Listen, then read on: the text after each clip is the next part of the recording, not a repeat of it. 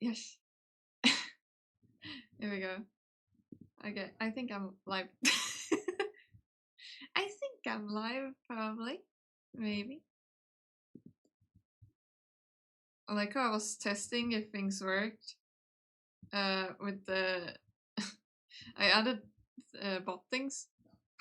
The first thing you can see is just, yeah, I'm live now. I don't think that's very needed. Stream elements. I really don't think that's needed. I think they can tell. I think Twitch can tell that I'm live already, actually, without being told so. That's beautiful. Okay. My throat is struggling hard right now. Hi, Shiva! Hello! Hi there. Can you see that I was like fighting, trying to get the watch time thing working? I don't know if that's caught in the thing. I'm gonna clear my throat out because it hates me even more today than normal. And my throat is just like trying to murder me. You see it? You can just see watch time 0 seconds. You know, I like watching myself 0 seconds. It's great. Is the sound okay, by the way? Also, how are you doing? Are you doing well? Personally, I'm struggling. I'm having a hard time breathing, but that's just life. That's life. Yay! Breathing difficulties. Woo! The usual. I mean, we take those, don't we? I think we take those. And we're just gonna... There we go. So my mod knows that I'm live. Chaos time! Do you like my hat? Does it suit me?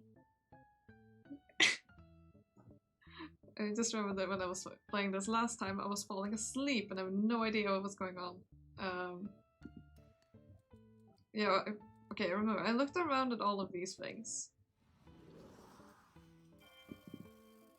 Okay. Alright, I think that's enough chit-chat for now. Okay, sorry for taking your time. No, we just have the next important item on our tour agenda. I thought we saw everything in here. Well, this one isn't in here. Come with me. But do you trust me? Not at all. Nah, not really. Cold, but fair. But trust me on this one. You can't say you're part of the circus without having seen the Calliope in action. But won't there be a lot of people? Don't worry. We'll get in before the music starts. Once people start to make their way there, we'll be long gone. Deal? You better not blow my cover. Pinky promise. This is going to be better than 1,000 church organs combined. Fine. Before I manage to get the rest of my question out, he's already at the door. Are we going? We get there before the stream. Wait, did you almost say we get there before the stream starts? I have no idea, but maybe? I don't know what I said. Also, I have to get redressed. Look at, don't worry about the back of that. Aha!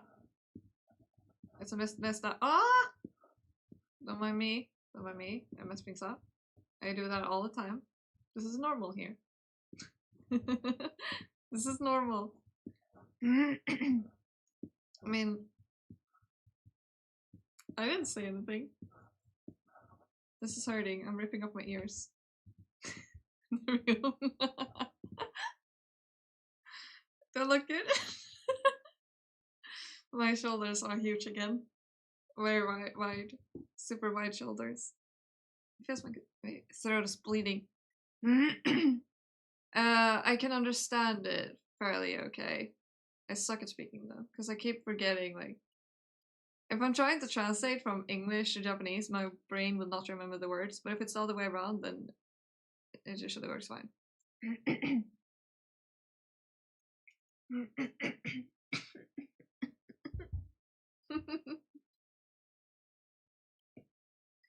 I seriously feel my throat is like bleeding. It's not comfortable.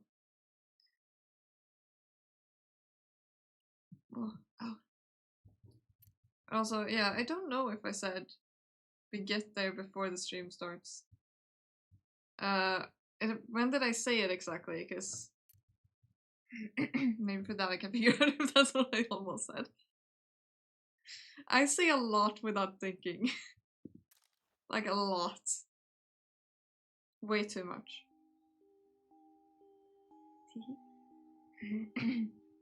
Okay. A short walk away from the big top was the area for the fair. Various snack stands, toy vendors, and games form a little circle on the field. A small crowd is gathering in the middle, clearly enraptured by a performance. I make my way through to get a peek at what they're watching. In front of the crowd stands a gaunt man with long hair and tired eyes. His skin color reminds me of a vampire. Hi, amigo! Hello! How you doing? Elf is cute. Thank you.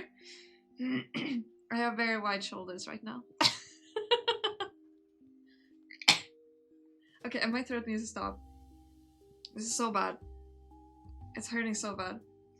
Despite the vampire's otherwise disinterested expression, children are gathered around watching the puppet on his hand. The red-haired aristocratic puppet is doing a cheery dance. Its movements and gestures are animated, waving at the audience, covering its face in laughter, taking a bow. I can even see the puppet's chest heaving after the dance. As the crowd cheers, I take another glance at the puppeteer, whose face remained blank, a peculiar contrast with the toy in his hand. That's all. Thank you. We are going to take a short break. Before you go, I am obliged to inform you that there is a Calliope performance scheduled at the end of the hour. So if you somehow manage to miss the giant Calliope, now you know. I realize that the puppeteer's mouth is firmly shut. Only the puppet's jaw moves. Ventriloquism. I get why some people find it creepy. As the crowd gradually dissipates to the various vendors, I end up alone with the puppeteer. Do you have a minute? And you are? I just wanted to ask you about it. The puppeteer turns to leave. Wait, I'm here to ask you. I don't take questions from crazy strangers. Oh, sorry, I'm Jones. Detective Jones. Moses said I can ask everyone a few questions. You can. Not sure if you should. And your name is? Echo. Echo. Echo is the puppeteer at Morgan's traveling circus. The performance is over, but even as I speak, Echo's own lips never move. I'm not sure if I should look at him or the puppet. Your talking style? I'm a bit curious. Sorry, do you always talk like this? Like what?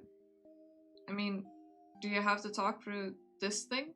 I like how he's making the the puppet's like eyes just going like. Remove this so I can actually get a view on this. Okay, sorry for the music pausing. It's gonna click out of the game. Here we go. Better. Did I just throw off my thing? I did throw off my thing. Wait, I gotta catch it. I caught it. Okay. I'm back above the desk now. I mean, do you have to talk through this thing? I gesture towards the puppet and glance at the puppeteer. His face gives away nothing. I wish I had that good of a poker face. I wouldn't lose so much money playing poker with Mom and Ruth. How do you know that it's me talking through the thing, not the thing talking through me? What? Echo gestures towards the puppet. Maybe I'm borrowing his mouth. And then the puppet gestures towards Echo. Or, actually, I am Echo. I'm just borrowing this flesh operator's voice. Okay, this is kind of giving me an existential crisis. I think existing is what gave you the existential crisis. Do you ever give a straight answer to a question? Does my conversational style bother you? How unfortunate. I should hope for the day when someone would just answer yes when you ask them if they killed the victim. It'd make your job so easy. See, you just did it again. The puppet laughs, but Echo's face remains frozen. I don't think I can get used to this. Are you refusing to answer on purpose? Don't ask meaningless questions if you don't want meaningless answers. Alright, I guess I'll get to the point.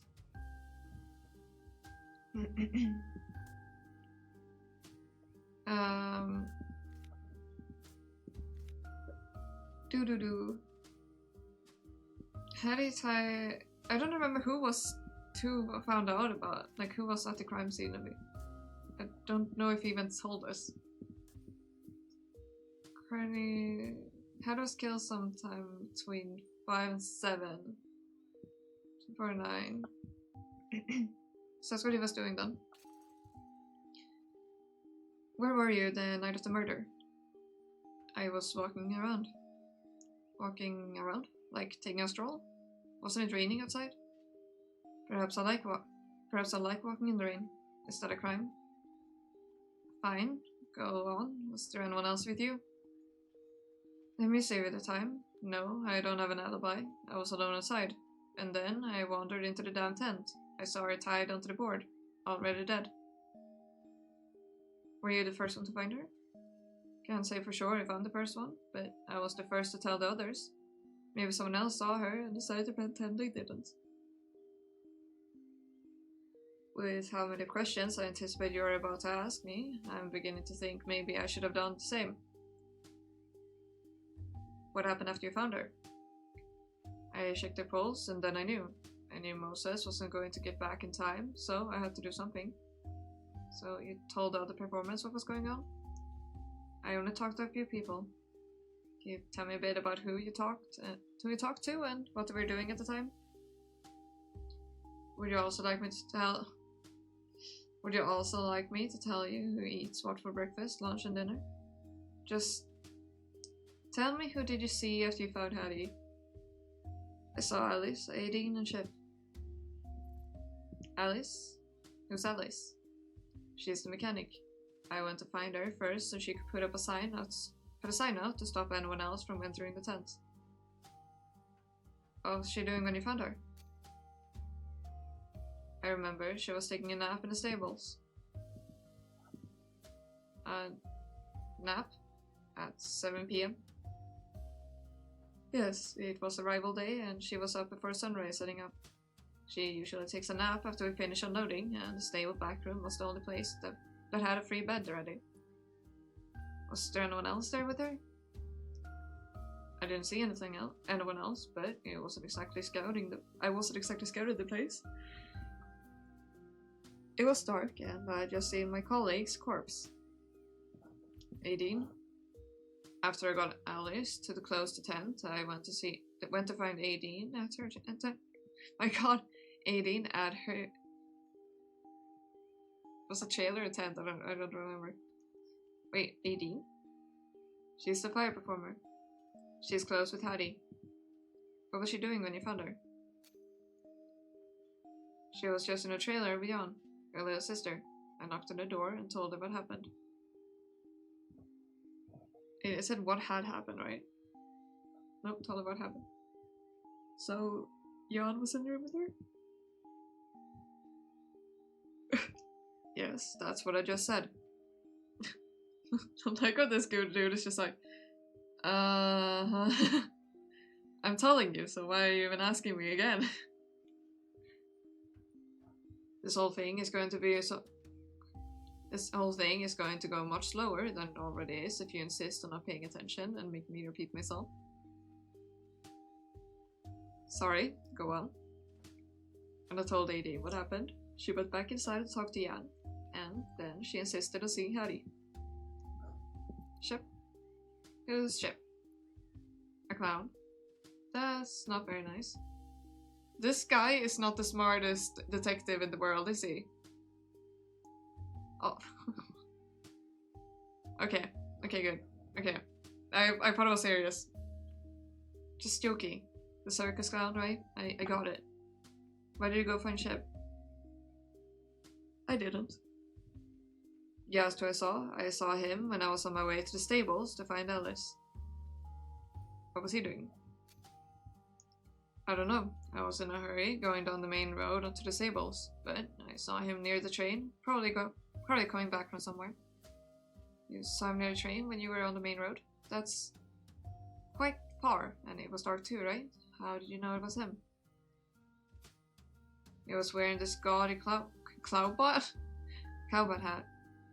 I recognize that hat because I see it every damn day in our trailer.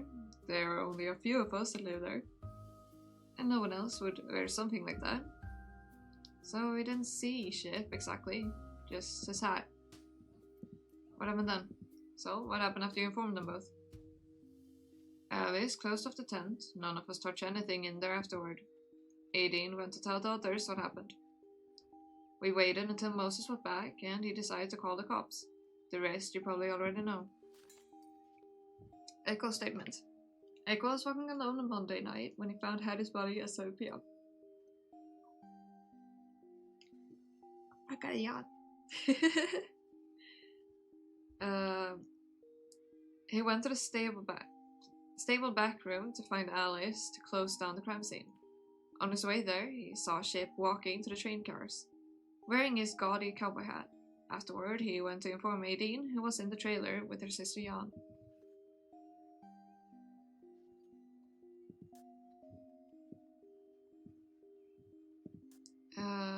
Let's see here. Should we show him a picture of the crime scene? He's the first one that discovered it, so he should know about it already. I'll just do this. Okay, he should be aware of it. Let's just ask him and see. Can you take a look at this picture? The police took that, didn't they? Guess they finally did something right. He does not hold any good views on the police, does he? Do you have anything to say about what's in the picture? No, that's what I saw when I went in. Nothing has been moved or changed at all. I'm not an idiot. I know not to disturb a crime scene. I checked her pulse. I didn't touch anything else. Not that those goodness gracious. Not that those bumbling officers found any fingerprints anyway. And Aideen and Alice, they didn't move anything? No, this photo is exactly how I remember it. Okay. That's good, at least it is something I can work from. Every crime scene has its value, even though no fingerprints can be found. Even when it creates more mysteries. Mysteries are good. Mysteries mean clues. When mysteries appear, they point me towards the right questions. When mysteries are solved, they form part of the right answer. So I find myself standing here, facts and theories, but the case flashing in mind. Hattie was killed at the storage room, tied to the knife throwing board, with a throwing knife in her heart. Echo was the first one that found her, and if he is to be believed, the photo shows the exact state of the crime scene. Neither the room nor the state of Hattie's dress indicate any sign of struggle. How did the killer tie her up without a fight? The way I see it, there are three possible scenarios. I'm so sorry for my throat. Scenario A, she was tied to the board after her murder. Scenario B, she was tied when she was unconscious. And scenario C, she allowed herself to be tied up. I need to examine each possibility carefully. Scenario A, she was tied to the board after her death. This one seems least likely, given that some of the blood splattered onto the board, and the patterns line up with her position. If she wasn't already tied to the board, she must have been in that position when the stabbing happened. Standing right in front of the board with her arms stretched out horizontally seems like an odd pose to be in. I don't think she could have killed someone in some other place or fashion, then tied to the board and stabbed her in the chest. I'm not a medical expert, but I've seen enough dead bodies to know there's way too much bleeding for that to be a post-mortem wound. The stab wound had to have... That looks like a double space. The best, scariest thing of all. The stab wound had to have occurred when her heart was still beating. Scenario B, she was tied up when she was unconscious. Which, given what happened to me, could be some sort of modus operandi for the killer. And Moses said there was no head wound or any other visible injury on Hattie. Apart from the killing blow, a physical attack seems unlikely. At least a possibility that she was drugged. Either the killer had to drug her first and carry her into the storage tent, a risky move given it was during the day and there were plenty of other workers around, or the killer would have to do it after they were both inside. Contrary to popular belief, almost nothing works instantaneously. The target would certainly notice a cloth or a syringe and cause a struggle. Dosing your food or drinks is a possibility, but that usually takes even more time. If that were the case, it would confirm this assumption that the culprit is one of the other key members in the circus. But the hidden key question for this scenario remains: why? Why go through all the trouble to set this up? Was the killer just trying to make this look like a magic act gone wrong, hoping it'd be dismissed as an accident? Perhaps it might have worked with AD, the usual target, but the fact that it's Hattie up is a reason. But the fact that it's Hattie up is the reason though. I think the grammar fell apart. The fact that it's Hattie that is tied up is reason alone to be suspicious of foul play. Or else is there a symbolic reason for recreating a scene like this? That I can't be sure of yet. Lastly, scenario C, she allowed herself to be tied up by someone she trusted. Clearly, this has something to do with the knife throwing act. However, in their usual performance, Hattie was always the thrower, not the target. Now, if I were Hattie, why would I let someone throw knives at me while tied up? This one is hard. Why would she agree to it? Maybe she was teaching someone else to act? Maybe she was teaching someone else to act, so she decided to step in and temporarily fill the role of the co-performer. That will certainly explain the mirror as something the performer could use to observe himself. The missing piece to this theory? Why am I struggling so hard to this theory? Who was the person Hattie was trying to teach? What reason would they have to kill her? Did they plan this whole thing? What's the motive? To get rid of Hattie and replace her? Could it be this bogus magician Moses said he hired? But he was adamant she wasn't involved in this. Maybe he got it wrong? Is it possible maybe this whole thing was an accident? That it was simply a practice gone wrong, and when the knife thrower aimed for the board, the knife tragically hit Hattie in the heart. Maybe out of guilt or fear of repercussions, the other person decided to leave and pretend that they were never there. So many possibilities and so little evidence. I don't think I have enough information to possibly answer these questions yet. The answer might just lie with one of the people who knew Hattie. If only I could find the right person and ask the right questions.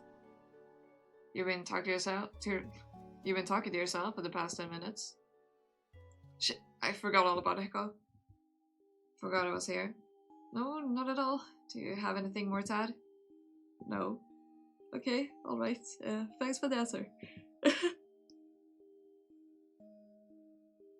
He looks surprised by my sudden politeness, and as his face freezes mid-scorn, he nods uncomfortably. No need to thank me. Can you put the picture away now? I don't need to look at that. I saw it with my own eyes. That's fair. I put the photo back in my pocket. Okay, we have verified the photo. My throat is hurting so bad.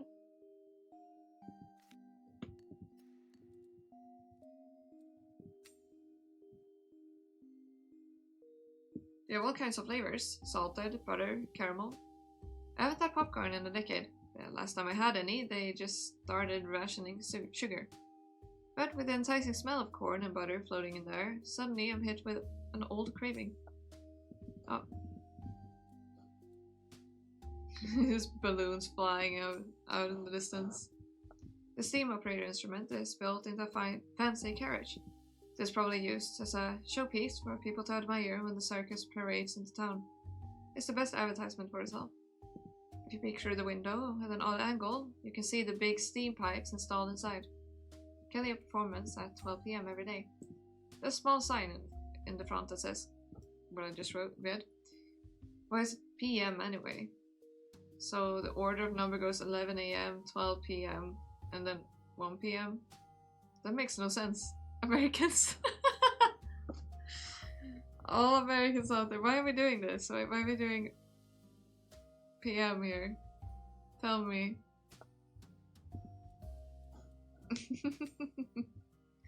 A small stall is running the milk bottling toss game. The milk bottle ring toss game?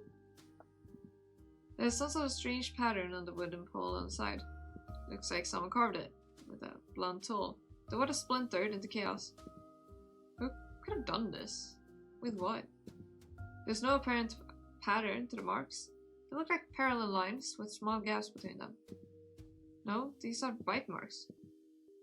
Not human bite marks, unless said human has the incisors, I don't know how to say that, of a mountain troll. These marks are wide but shallow. The teeth probably belong to a large animal, but not a predator. I'm not an animal teeth expert, but so that's all I can say with confidence. Strange bite marks. A series of strange bite marks on the wooden pole in the fair, right in front of the calliope. It looks like some sort of bite mark, but the size and shape don't match human teeth. It probably belongs to a large herbivore.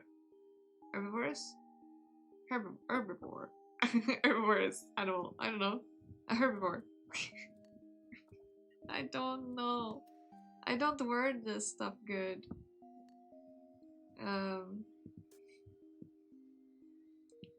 We could ask him about more about statement.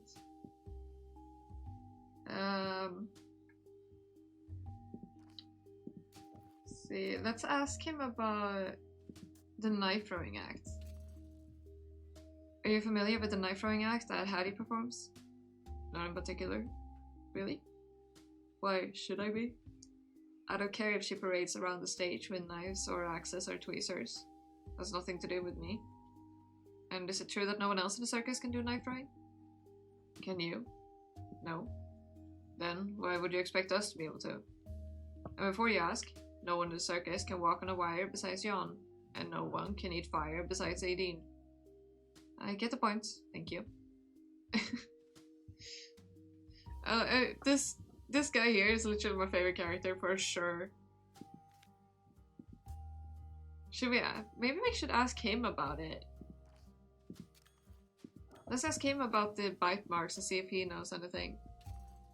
What's the deal with those bite marks over there? Probably one of Rolf's animals, or an extremely hungry toddler.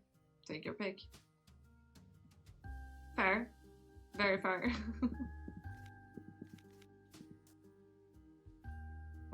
Can you tell us more about Hattie? Did you know Hattie well? We studied under the same master for a few years before the circus. However, I don't consider the length of time people spend with each other a meaningful indicator of their relationship. But you're the person that is known the longest here? To the best of my knowledge. And you came here to work together. Doesn't that mean you're pretty close? We both work here. Doesn't mean we came here together. I started here years before she did. What was she doing in the years between your apprenticeships and now? Working in other places. What else? As you can see, she made quite a name for herself in those years. In fact, if her last place had gone bankrupt, I'm sure she wouldn't have settled for Morgan's little circus. Alright, I get it. You weren't friends. I don't have friends. Okay. And you like it that way? It's just a fact of the matter. I don't feel any particular way about it. Wait. You said you're apprenticed under the same master, right? Yes, I just said that. Keep up. What did you mean to teach exactly? Because you and Hattie don't seem to be in the same discipline. He was a man of many talents. He taught us both everything he knew. Does that mean Hattie could become a puppeteer if she wanted, and you know the magic tricks too? Hattie never bothered much with ventriloquism, but isn't denying that he knows magic. Fellow apprentices, the circus puppeteer Echo has history with Hattie. They once studied their crafts under the same mentor. Their mentor taught them both everything he knew, from magic tricks to ventriloquism. But Hattie decided to perform the former, while Echo chose the latter. End of turn. Okay, that's all we could ask. I think we got some good information from that. I'm about to ask something else when I'm interrupted by the calliope. I turn to look at the calliope and notice something intriguing. A woman stands at the corner. She's wearing a top hat, black dress with purple ruffles, gloves, and boots. As if sensing someone's looking at her, she turns around. She's wearing a mask that covers half of her face, like the one you would see at a Venetian masquerade. Her eyes meet mine, and she gently tips her top hat. What are you staring at? My thoughts are interrupted by Echo. I'd forgotten all about him for a moment. That's the magician your boss hired? Who? I turned to point at the woman, but she is gone. I think I saw the new magician just now. Oh, the fake Hattie. Yeah, most idea. I don't know what he's thinking. She see me? Does she know who I am and what I'm here to do? I guess those questions will be left unanswered unless I manage to catch her alone somewhere. Doom, do, do, do, do. Oh, are we... Okay, we need to swap. We need to change clothes. We need to change our clothes. Taking this off. Taking this off. I need to remove my ears. Oh. Like you can always see me do that. Ah, my ears! Ow, ow, ow. Ah. No, that's the wrong one. Now I have to take my ears off twice. Ouch. Oh god, this is very painful. Locked all items. Unlock all items. This is such a mess.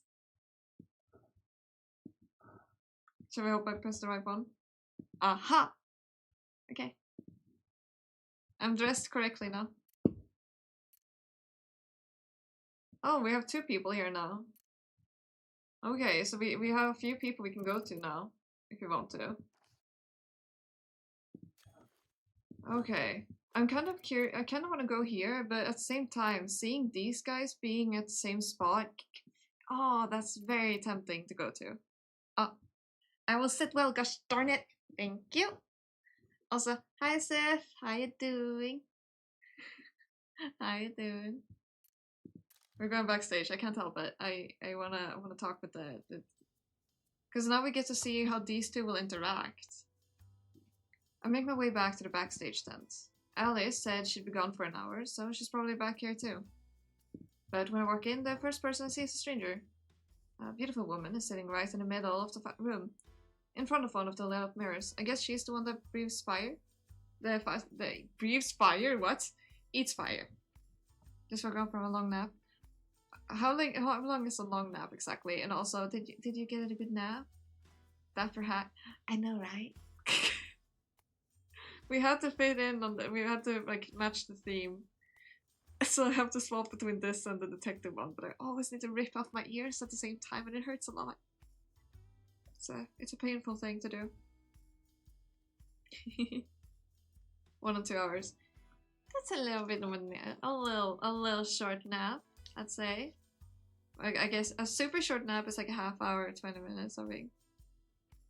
Longer than that is a nice nap. Ripping off my ears is a very painful process, I promise. Don't do it. It hurts. Don't rip off your ears. She's wearing a glittery costume, the upper part of a corset shaped like flames, hugging her body. When was the optimal nap time? For me, an hour is great. An hour, please. Please and thank you. I wish I could. I wish I could get more naps. I basically get no naps anymore since I moved. And it's hell. I want naps. I need them. It's hard to function without my naps. I can see part of a large tattoo across her collarbone, of shapes and lines that twist around like knots. Maybe something Celtic? With the long auburn hair pinned to the side, she's intensely focused as she pencils her eyebrows, thin and arched like the ladies in film noir classics. Ken, poor girl. Head pat, head pat. Also, can this be heard, by the way? Can you hear that sound? Like when I do that? I hope it can't be heard, because I put a thing on my wrist so keep it stable, but I don't know how loud that is.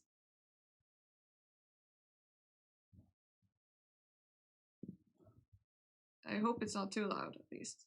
If it is hearable. Because I keep like readjusting it, because it's keeping it stable, but my brain is like, eh. Technically 26. I don't think I heard anything. That one went well. Okay, gotcha. If it's heard by anyone, I hope it's still annoying at least. Love it. Technically 26. Did I do a good job on that? Did I read that well? Technically 26. Yeah, not technically. We're in on the technicalities at this point. She hears my entry and shifts her focus, her hand still holding the pencil to her brow. Actually, optimal time is 26. Also, gotta dehydrate. Thank you for the dehydrate.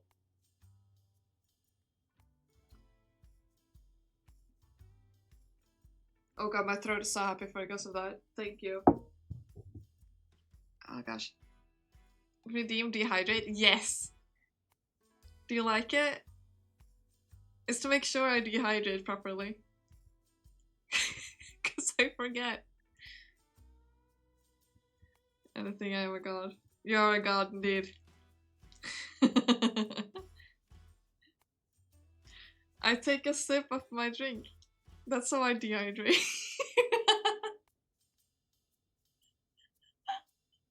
I like how that makes sense to no one that hasn't been here for a long time. I have to explain it to everyone. It's an inside joke. Last time I established that I need to dehydrate so I don't get hydrated. I need to make sure I'm dehydrated, you know? Hush, Shiva, hush. It feels wrong to say it right. I don't do the dehydrate without the D.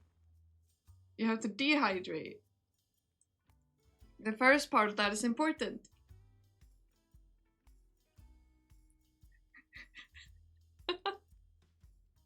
We don't do the hydrate. We don't do that here. We do the dehydrate.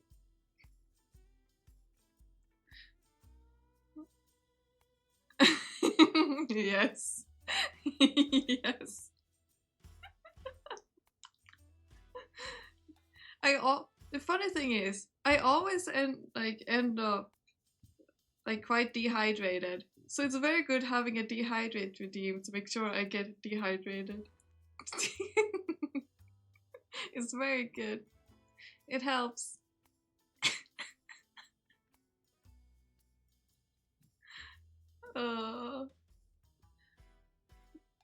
Oh, wait, can you even send an image? I don't think you can. She takes in my outfit and blinks in recognition. Hi, I'm Aideen. I'm the fire performer. Aideen is the fire performer at Morgan's traveling circus. And she sits under a hit lamp? I was like, wait, she sits under a hit lamp. I was gonna send it in leaves. In the okay. Leaves. I can't pronounce his name. I feel bad. Leaf. I can't pronounce it. Pronounce it. Oh, I will sit well. Gosh darn it! This is actually very good because my posture today is not doing well, especially since I'm struggling breathing. Here we go. Alice pops up from where she was concealed behind the outer side of the mirror, holding a tiny brush thingy. Found it! She hands the brush to Aideen, who has finished her pencil and begins using the tiny brush to carefully groom her eyebrows. Seemingly busy with something else, Alice crouched back again, disappearing from view. So, you must be Jackie. We were just talking about you. Her eyes turn back to the mirror, and I almost don't realize she's speaking to me. I can only respond with a dumb sound. Oh? Nothing bad, I promise. Alice was filling me in on what the boss was planning. Hey, could you please pass me a piece of tissue paper? I believe there's a box in one of the bags behind the sofa. Me? Yes? Do you mind? I tagged you in the server. Literally, the first images that came to mind when I read it. Okay, the music will stop for a second. I will open it. Allow me to check. It's gonna confuse everyone in the server.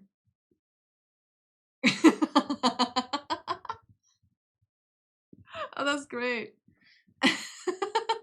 Wait, I'll do this. Wait.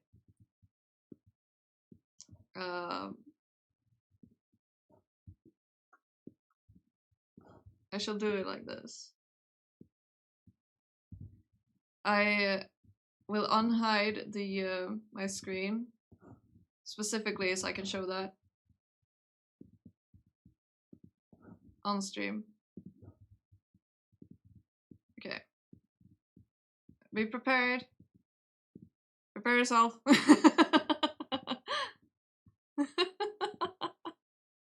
They're so good.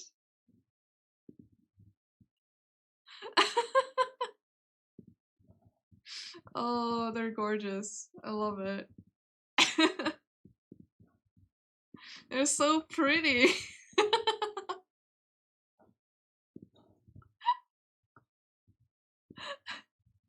Oh, that looks just like me in real life. Trust me.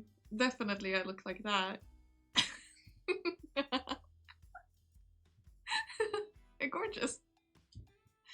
Of course, I mean, oops. Of course, I mean, of course I don't mind. I just didn't realize you were talking to me. I walk over to pass her the tissue. She turns around and says thanks, holding an open tube of mascara in her hand. Now that she turns towards me, I can see there's a small beauty mark on her left eye, accentuating her smile.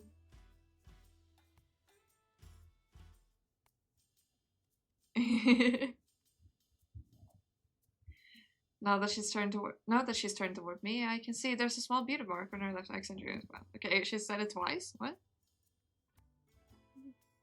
Ah, this chat is lovely.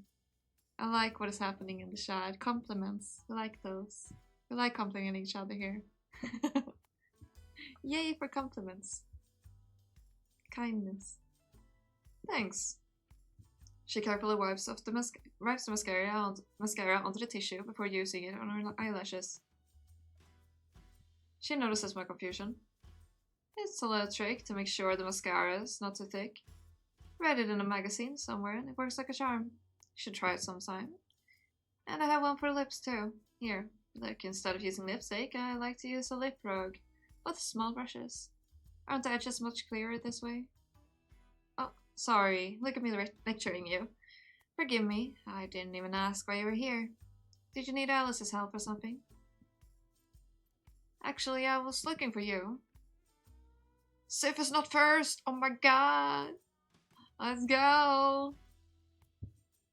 I was looking for you, actually. Me? Really? Where did you even hear about me? Well, not you in particular. I'm just trying to get to know everyone in the circus. I see. Well, I'd be happy to chat and get to know you. Okay. What shall we ask this lady?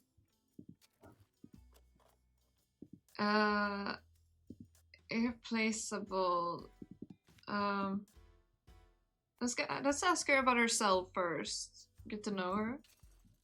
Is that a bit of New York accent here? I don't know how a New York accent sounds. Yeah, I grew up in Brooklyn. Oh, I know it well. Where in Brooklyn? Well, here and there. I lived in lots of places, actually. You've never heard 18 as a name? I have, actually, but I don't know if I've met anyone with this specific name, though. Your parents moved a lot? How common is such uncommon is the name 18, actually? Now I'm curious. You made me curious, Shiva! Why? You have aroused my curiosity. Uh-oh. She seems to hesitate for a slight moment before she shrugs. Not exactly. I grew up in foster care. Oh, I see. What was that like? Lots of foster parents? Yeah, there were the Jenkins, and then there was Uncle Kamal, and Daniel, Stephen. Those were the ones I spent more time with. The Jenkins? Knowledge. Knowledge is power. It is power, and you can make a bunch of like fun facts about it. Using knowledge for fun facts is the best. Oh, thank you, Sif. Wait, I thought you were already followed last time, weren't you? I thought you were. Did I imagine that? Oh, I accidentally did the thing. Oops. Tell me about the Jenkins. The Jenkins were an older couple, and they're 17. Apparently US has 144. Only 144? I imagined that. I didn't need to imagine that. Thank you for the follow. My imagination is strong. I think I'm more confused that you even remembered me if you didn't do the follow thing. I don't think I'm very memorable. I'm just chaotic. Also, it's very hot in here and I need to get rid of this shirt. I have 2 shirts on. Would it even give a pop-up if I unfollowed and refollowed? I don't know. Wanna try? You can unfollow and refollow right away if you want. We can check. Moment of truth. You can give us the answer to that right now. I'm very curious myself, actually. The Jenkins are not a couple in the 70s. No, it doesn't happen. Okay, so you unfollow and follow there. Okay. That's an interesting one. So if you mess up at some point, the person at least won't know that you messed up. Comes right before Ailey. Comes right before Ailey. Thank you, Shiba, for the follow. You're both now part of the chaos. I hope you enjoy the stay in the chaos. The nonsensical corner of Twitch. Where there's a person with currently that's wearing a top hat who doesn't understand anything. Just sings at odd times and gets confused. That's literally me. I'm just a very confused human being. When they were younger, they were too worried about working and saving up money to have children of their own. By the time they were ready, they were in the 60s. They fostered 8 children in total. I was the youngest. They were kind enough, but a little too old for all the work I came with dealing with a bunch of troublemakers and children's squabbles. That's why they eventually sent me back. I know I didn't have the most traditional upbringing, but I just went with the flow and tried my best with every new house and family. I'm not going to lie, sometimes it was bad. But sometimes, even if things didn't work out, I still look upon the time we had fondly. I have so many foster parents and siblings. I learned family comes in all shapes and sizes, including this one here. That one is so cute. The jumping one with I can't remember her name. I remember my friend had me vectorize an image of her, I think, though. Oh, what was her name? Shiva, do you know her name? The jumping one? I have forgotten. You mean the circus? No clue? Okay. That's right. Oh god, I put up my hair earlier and that was a mistake. I accidentally made myself have a bunch of knots in my hair now. Well, that wasn't the smartest decision I've ever made. Now I have a bunch of knots that I need to get out later. Yay! Which anime besides the masterpieces of Hayao Miyazaki? I see, so you're watching a select few, but the other ones, nope. I think this is a favorite of yours, and this I think you used it most. You can threaten people with it, it's great.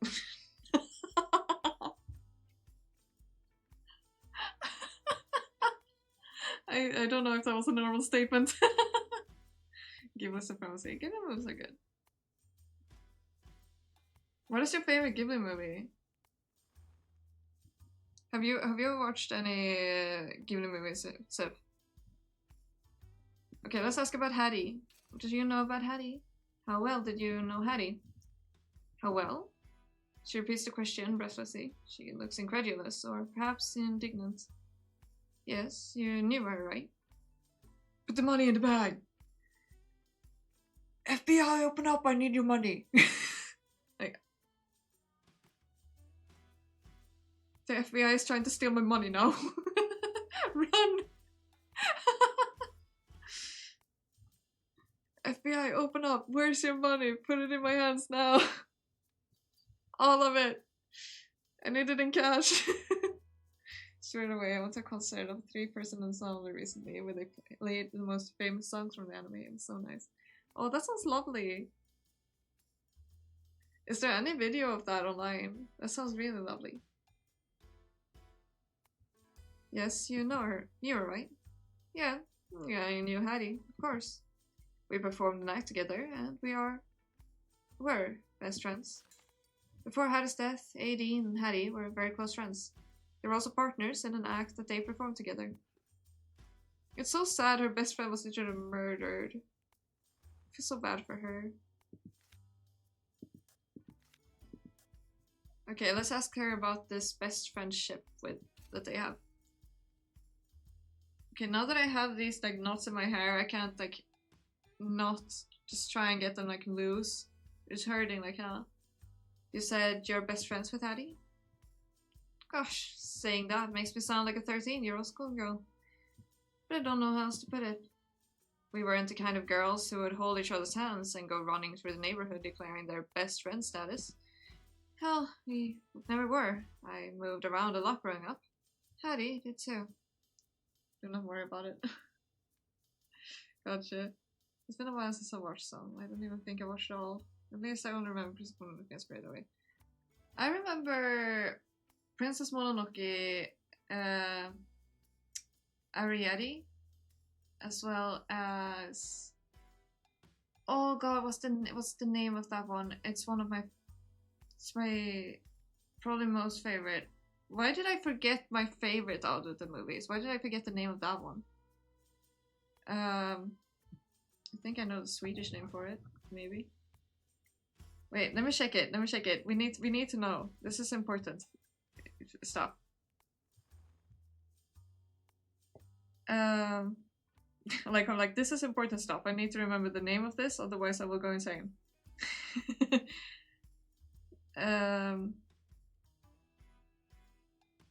Can I get the English name for it, please? Tales from Earthsea. That one, I really love that one. Sit well, gosh darn it. Thank you, I will sit well, gosh darn it. Yeah, Tales from Earthsea was one of my favorites. And then Ariadne, as well as The Princess Mononoke. In that order, I'd say. I think I cried quite a bit watching Princess Mononoke. It made me cry. Tears of an angel. But I'm not gonna. How did it too? Yeah. You know what that means, right? The girls in the neighborhood that do everything together? The kind that can't even be peeled apart. Did you have a friend like that growing up? Castle in the Sky was also so good. I don't think Castle in the Sky was one that I never clicked with. I don't know what it was, but I never clicked with it as a kid. I don't know if it's different now as an adult. As a kid, that one never clicked with me. I should rewatch it at some point and see if it was a kid thing. If it was a child thing. Because I know there are like times when there's something you don't like as a kid, and then when you grow up, you're like, oh, this is good. This is great. And then there's other times where it's just like,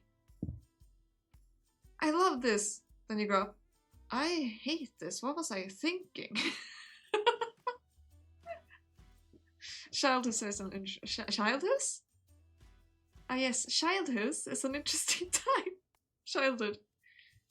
So yeah. That's a C. I'm curious what I think of it now. I'll see if I at some point remember to try and watch it. I had friends, not like that though. Well, I thought about that a lot when I was younger. Siblings? Sure. I had a mountain of them, more than enough. If I'm being honest, friends for birthday parties and casual greetings. I had a few of those. Do you have the blue hair strain IRL too? Okay, so fun fact about me from before. I did have a red and black streak in my hair before. So my bangs are as long as the rest of my hair. My hair is almost like half my size. And I used to have 2 streaks. So one was black and one was red, like a wine red basically. So it looked like a type of candy. So I could like swap my bangs from side to side and decide if I wanted the streak to show or not. I love being able to do that. Currently, I don't have that anymore. I have since gotten it completely out. However, I do have multicolored hair. But it's the upper side of my hair is my natural hair color. And the underside of my hair is a completely different kind. So yeah. I will be cutting my hair very soon, and I will do the same thing then. I will probably purple, red, and as many... I would love random colors, but I don't think I'll be able to this time. My current colors are my normal hair color plus purple, red, and some other tinge. I don't cut my own hair. That would be a disaster. That would be a huge disaster. I have like shaky hands quite a lot of the time. So that would be dangerous. That would be very dangerous. And I'm not good at that. So someone else has to do that for me. Normally I only cut once every 2 years, but I cut too little last year, so I have to cut it again now. So on Friday I will cut it, and I'm so excited because it's too long. Can't run around with the FF recovery. I don't even know if it would take weeks for that to fix. My hair is quick as heck at growing. It has already grown as much as it was before at this point. It's like, if it grows 2 more centimeters, I think, 2 or 3, it will reach back to what it was before I cut it last time, which was 83 centimeters. Or 82. Was it 82? 83 or 82? 82, I think. Now I think about it. Sounds like a lot of effort. It is. It's hell. I did have a classmate whose hair reached the ground though. I got slapped in the face by it.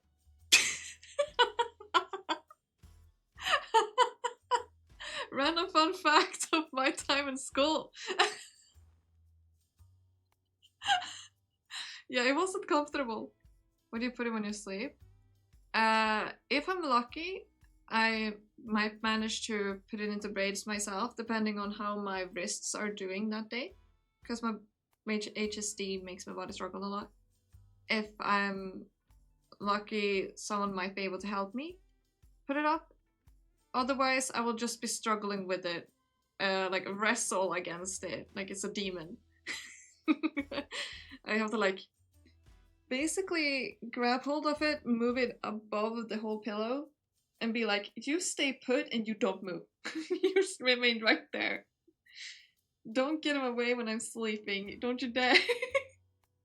And you threaten it a bit and then hope for the best. And then you feel an insane pain when your cat decides to sit on it. And you try to move. That hurts. I don't recommend. It's about to happen tonight, I bet. I have my cat here today. My parents came with him earlier. Oh, in approximately 23 minutes, I will have to disappear for 20 minutes. Pre-warning. Hour each evening, put it into a braid. Yeah, if I'm lucky and my body isn't hurting, I could put it into a braid way quicker than that. The problem right now is I can't actually braid it, because I messed up my bridge. Ah yes, I messed up my bridge. I messed up my wrist of my dominant hand, so I can't actually braid it right now. Sadly, if it heals enough by like the afternoon, I will probably try and put it into a loose braid. or 2 loose braids. Thank you. My hair is half as long as me. It doesn't actually say anything about the hair length because no one knows how tall that person is. True! But you can count how tall I am now because I said like 82 centimeters before. Haha! Now you can figure out how tall I am. Oh my god. I'm leaking my height. Someone might find me now. Oh no. Am I small? Am I really? I have a friend who's very smaller than me, if that's the case. Because I'm 162, 163, I think. I think that's average where I live. I believe, at least. I think it's average, maybe it isn't. Yeah, so meanwhile my hair was 82. It hurts because I kept sitting on it. So I kept going down to sit in my chair, and then you want to lean forward. But instead of leaning forward without pain, you just ow, because you like pull all of your hair back. Uncomfortable. Random fun facts. Don't have long hair. Oh, it's really heavy. When you're washing your hair, it weighs so much. It destroys my neck. Though I can't even wash it my hell? I know it's hell with water, but like I can't even wash it myself. I need help to do it. Because I can't do it anyway, even if I did have short hair.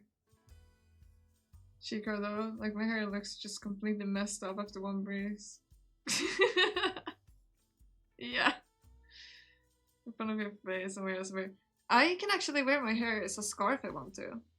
Should I? I can do it now. I've done that multiple times. It's a bit too short to wear it like a double scarf right now though. It is now, I now wear it as a scarf. This is necessary. So now I don't even need the choker that I have on my model. I have my own hair to do it instead. I decided to use my hair for it instead. Perfect. Yeah, I love having long hair though. Especially because I can like hide my eyes because I'm sensitive to light. It's very practical being able to just like swap the size of my hair to hide my eyes. I'm scared of hair though, like my hair. Random fun fact, okay. Someone, if you've had this happen to you too, please tell me because I feel so alone. So, it has happened 3 times now, I think. The first time it happened. I was gonna eat, I think, pancakes. And I told my mom, like, Mom, the food is tasting really weird. So she gave me something else. And I was like, it's still tasting really weird. And then I noticed something feeling wrong by my, like, mouth, by my tongue. So I, like, what's the word? With the tongue.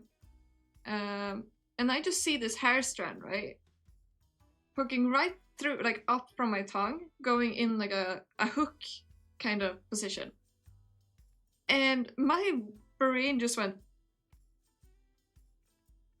Mom? So we tried to pull on that hair strand. It was stuck in my tongue. It had gone straight through my tongue, put a knot there, gone up, and got stuck there. I had to go to the non-emergency room to get help. And this has happened more than once. It hurts. So I get panicked when I have hair strands in my mouth now. Like, I get straight up panic. You will hear me go silent and like stress out. It was hilarious when it happened in school though. Thankfully did not have enough time to heal properly, so it could get stuck fully. But I ran, like I genuinely ran from the upper floor downstairs, hoping the nurse was there. She thankfully was. And she didn't believe me at first. She thought I was lying. It was hilarious when she found out I was not lying. She used this huge magnifying glass. I was like, wait, you're serious? Yes, I am. She 100% thought I was like lying. Oh, yeah, great times. Great times. I love it. I mean, I understand why she'd think I was lying though. Like, it's understandable. Also, I will sit well, gosh darn it, thank you. First time I heard that. Yeah, I don't think it's very common.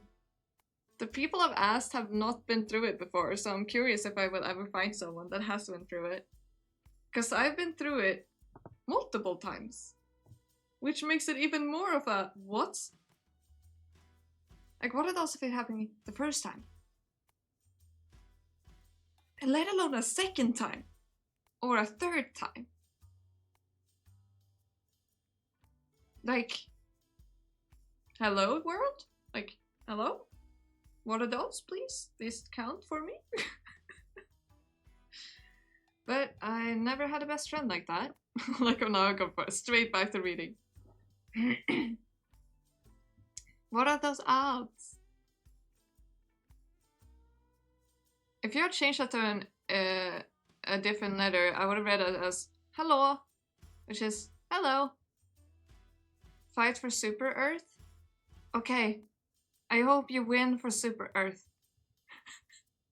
You got this. You got this. I believe in you. Take care, Seth. Thank you for hanging out. And when I grew up and started working, no one had best friends anymore. The ladies had families and kids that they spent all the time with. The men had drinking buddies, and they seemed to despise, except when they were drunk. But they seemed to despise. Oops. Oh, gotta dehydrate. Thank you for the dehydrate.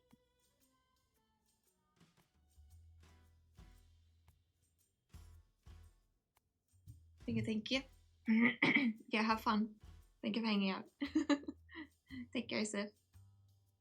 And I thought it was too late. Forever missed my chance. I did. I still can't get over that. Maybe you never will. It will mess with your mind anytime you appear in this chat. You're welcome. I told you you have joined the chaos. Actively trying to kill you with channel rewards.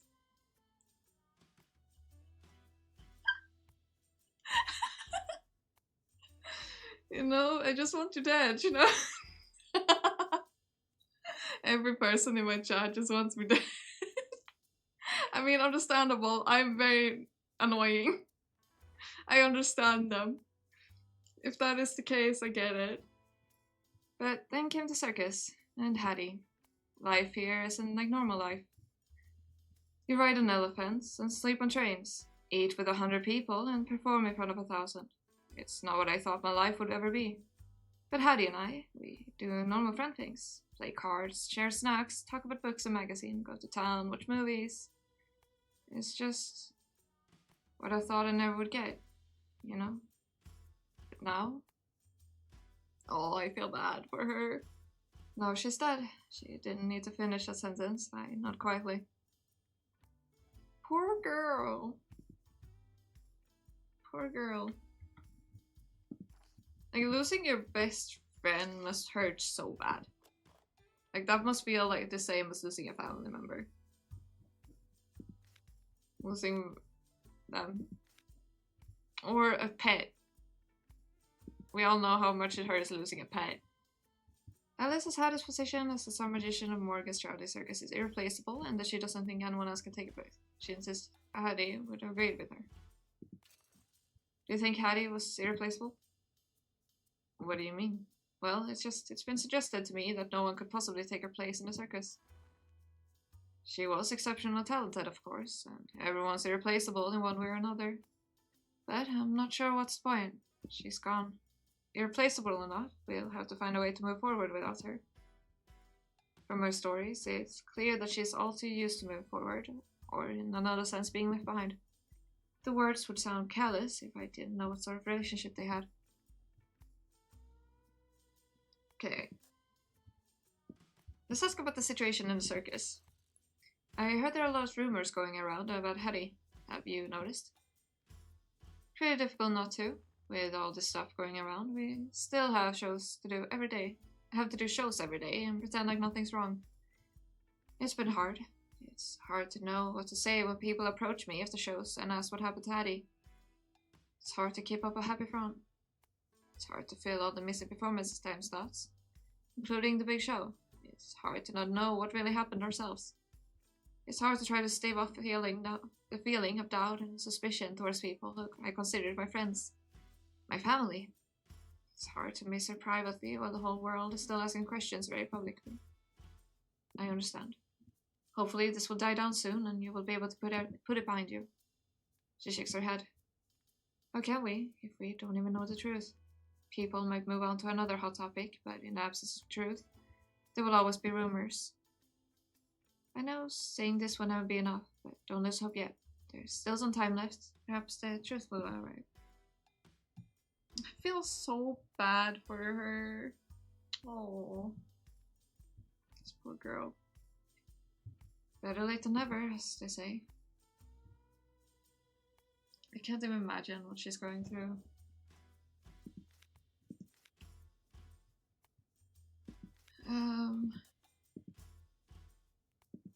We should not ask about those things, I don't think. Actually, maybe we should. Maybe we should ask her about this letter, actually. Considering she's the best friend, I think it might actually be a good idea to ask her.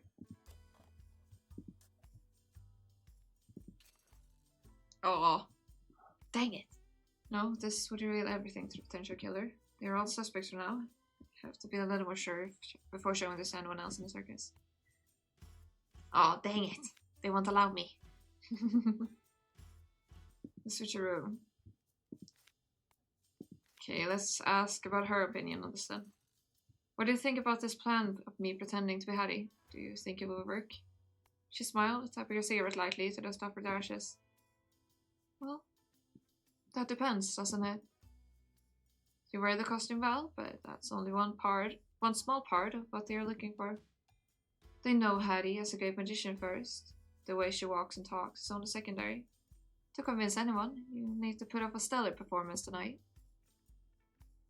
Will they be suspicious if I perform something different than the usual acts? I don't think you need to be too worried. Hattie's known as one of the most versatile and innovative magicians in the game. She comes up with new acts quite often. They'll just assume this is one of them. I can't believe I'm about to do this. If it helps, there's a reason why performances are called acts. I'm not sure if any of us are the same person on stage as off.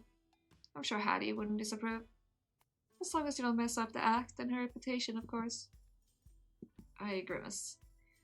I will try my best.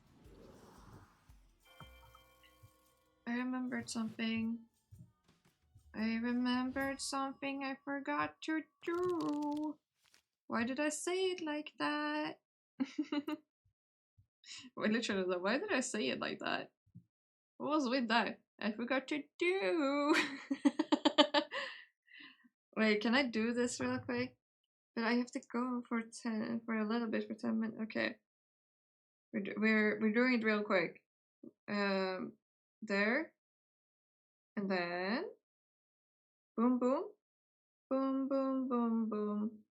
Then kaboom, like explosions, and there we go through here. We put them here. Sorry about this. I can change my clothes as well, because okay, taking off my ears soon. It's gonna hurt. Locking everything, unlocking everything. Ouch! Ow, ow, ow. My ears. Ow. Okay. My ears are back.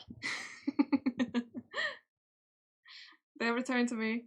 I'm good now. Okay, the thing I was thinking of doing, because I made something, the violence in the stream. Yeah, it's very violent all the time. I don't understand why.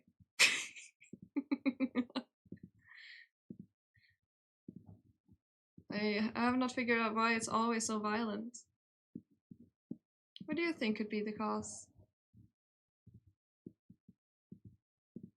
What could be the reason, I wonder? Okay.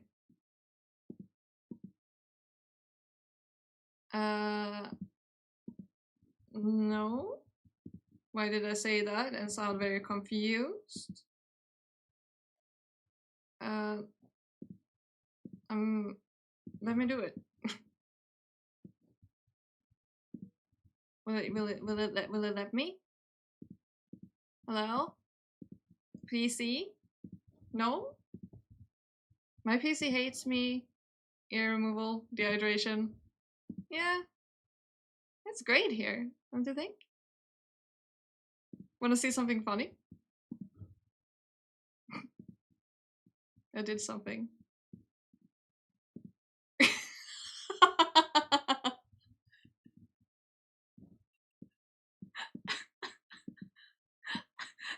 The smile.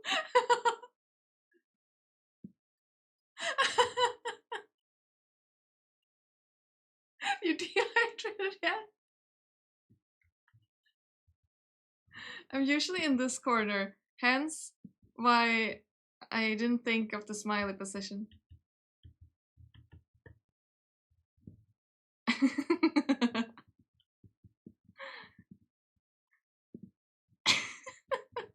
Because I will have to disappear soon for a little bit, so I thought I should do that.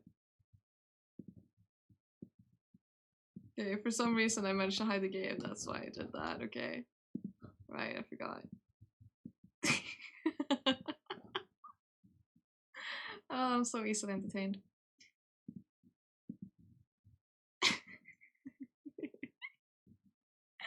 Oh, it's so easy to entertain me, I love it. Okay, I need to do this, so, because I need to, like, leave, 4 minutes from now I need to leave for approximately 20, as mentioned. I am the right character now, though. We probably shouldn't disturb him again. Same here. You also need to leave. How could you? Got you. Thank you for hanging out, though. Maybe we could go to this guy. Then. Ding, ding. Just dangle a keychain in front of me and I quickly fire it. Oh, that's what you meant. Yeah, me and my friend were laughing for like an hour plus because of 6 dice. Literally, we entertained ourselves and could, like, we laughed to the point it hurt to breathe for a whole hour with 6 dice. That's how easily entertained she and I were. It took us that little to keep ourselves entertained. It's like, what? I knock on the train door. It's a young girl dressed in some sort of bird costume. Her height, voice, and general demeanor make me think she may be the youngest person in camp. Who are you? What are you doing here? She got my outfit. Wait. Both are here? Peak Swedish humor. Yes. It is this peak Swedish humor. The peak Swedish LOL? But wait, why is she here too? Shioga's outfit and comes to an easy conclusion. Oh, you're the detective, right? You look exactly what I thought of those would look like. It's the trench coat. And your face. What about my face? I don't know, it's just very squinty. Like you're thinking. Thanks, I guess. I'm sorry, I haven't got your name yet. I'm Jan. I'm the acrobat. Jan is the acrobat of Morgan's traveling circus. Do you want to come in? If it's okay with you. The train car has been converted into a room with 2 beds inside. It's not spacious, since it's just essentially a long, narrow corridor, but thanks to the rows of train windows, it feels bright and open inside. All the furniture and items are thoughtfully arranged, with little trinkets and details that indicate this is a home, not simple housing. So, you have questions for me? Why was she here? No, literally, why was the main girl here? I'm so confused. That is so confusing to me. What? Huh? Okay, I guess I don't get it. Let's see here. Let's ask about Hattie first. Were you close with Hattie? She gives me a mischievous grin. Hattie didn't like me because I put spiders in her bed. Oh, I wouldn't have liked you either, that's for sure. How did you do that? What do you mean how? I caught a spider this big. I recoil when she indicates it was the length of her palm. Don't visualize a spider. Don't visualize a spider. Don't visualize a spider. I snuck into her room while she was away. Then I put it under her blanket. And how did you manage to sneak into Hattie's room? She forgot to lock the door. Yeah, nice try. Well, Aideen has the keys to Hattie's trailer, so I asked to borrow them for a second. I find it hard to believe that Aideen would just give you the keys without asking what you were doing. Okay, I'll tell you, but only if you don't tell anyone else. Pinky promise. I picked her lock. Scandalous! I know. I promised Aideen I wouldn't do it again to steal stuff. You did it before to steal stuff? Don't worry about that. The point is, I wasn't stealing stuff. I didn't take anything. If you think about it, I put things in like Santa. Santa break into houses, kinda. But people don't get mad at him about it. Yeah, true. Why don't people get mad at Santa for breaking into houses? I'm sure people would be less likely to get mad at you about it if you wore a pom-pom hat and ended all your sentences with ho ho ho. Really? You should say, really? Ho ho ho? That's stupid. I'm not doing that. You sound like Chip. No more breaking and entering for you then, unfortunately. This is a very interesting kid, that's for sure. Also, I need to go for 20 minutes and then I'll be back. Pardon me. See you in a bit.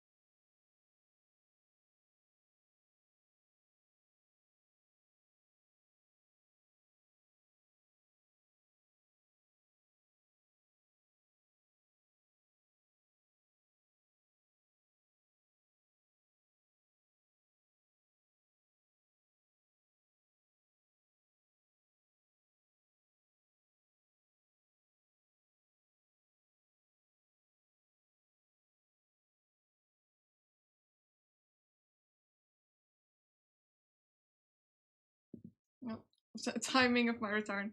Okay. Take care, Shiva. Thank you for hanging out. Perfect timing. Also, hi amigo. Yahoo. Hello there. How you doing? Here we go. The timing of returning. Dang. I had that very timed. I could see my model being like, oh, I don't know if I want to work right now.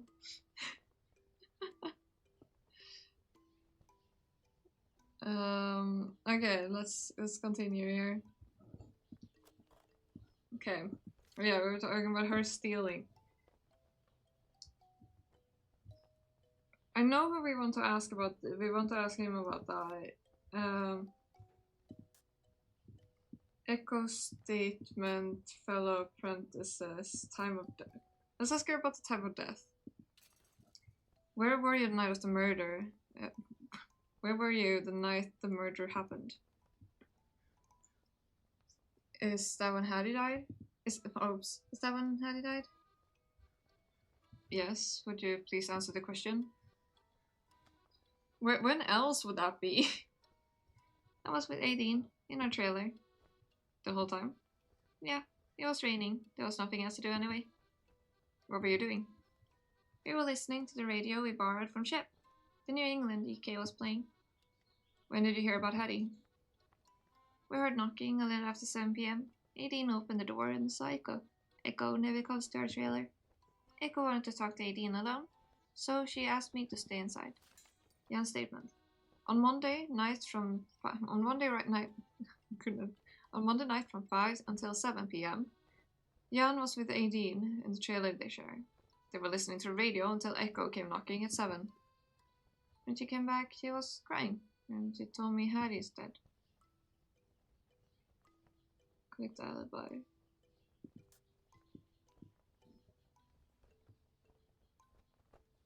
Is there a reason to asking her again? Let's ask her about the knife throwing act. Are you familiar with Hattie's knife throwing acts? Yeah, she did it with my sister. Aideen, she's your sister? Yes. They're partners. There's this big board and they tied Aideen to it, and then Hattie threw the knives at her, and she acted scared. But she wasn't scared? No, she said it was perfectly safe. Well, she must trust Hattie a great deal. And what about you? Weren't you scared for her? No, I don't get scared. She sisses like in a dirty word. I bet sometimes you close your eyes when you watch the performance. She closed her hands into a fist. I don't. It's just knives. I've thrown them even. You've done what? She raised her head high, looking for a challenge.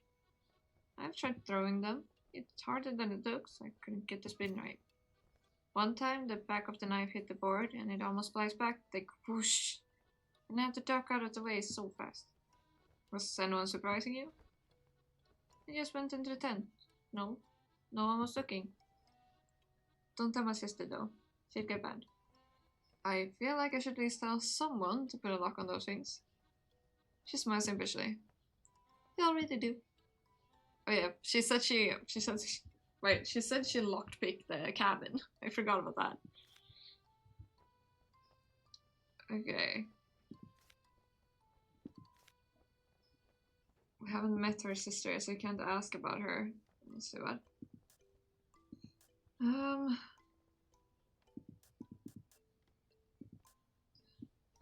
Let's ask about Echo. It's like I said. Okay, that helped nothing. Okay, I should not show her the crime scene photo. That would be horrible of me. Tell me about yourself. Can you tell me a little bit about yourself? My name is Jan. Jan? It's Janice. You've been swallowed, like the bird. Oh, thank you. How old are you? Are you trying to figure out if I'm old enough to kill her again? Why are you so stuck on that? A baby can kill someone if it has a gun. It doesn't have anything to do with your age. I'm 13. Shouldn't you be in school or something? I heard schools are boring. You heard? I've been here since I was 10, and I've never been to school before. But I heard there's a lot of reading and rules and kids. I hate all of those things. But you are a kid. You just told me I'm old enough to kill someone. I said anyone is old enough. If I'm old enough for that, I'm old enough to go. If I'm old enough for that, I'm old enough not to go to school. I give up. I love it. I give up. Just can't be bothered to keep trying. Let me try and do this real quick before we... A tiny little table with a chair and a stool. Some decorations are placed on a table. A plant, some bottles, and a lamp. The lampshade is decorated with seashells.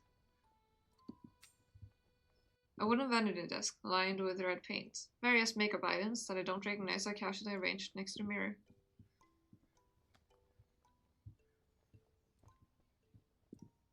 Oh, stuff here. Clippings of fashion magazines, catalogs, and posters, carefully taped to the wall.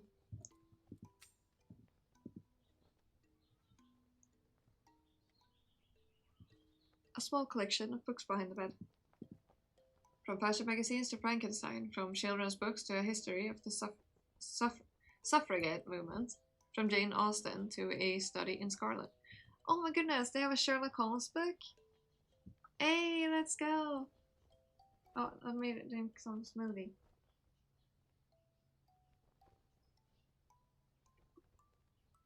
Happy. Smoothie yummy.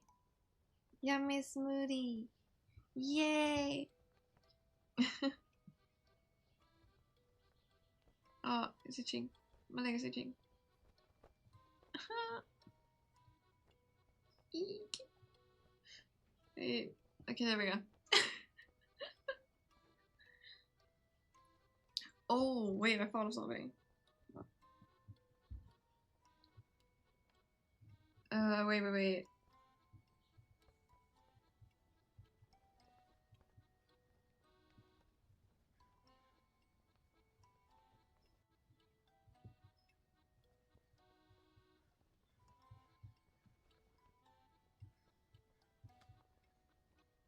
Wow, I can't spell.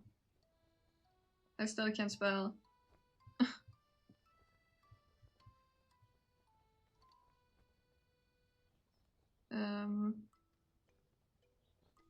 Wait.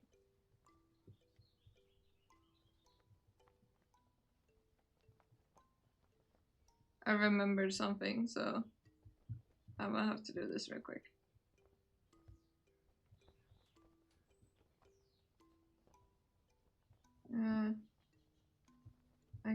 I still can't spell. I need some spelling lessons apparently. There we go. Oh my god. I kept spelling things wrong like over and over and over again.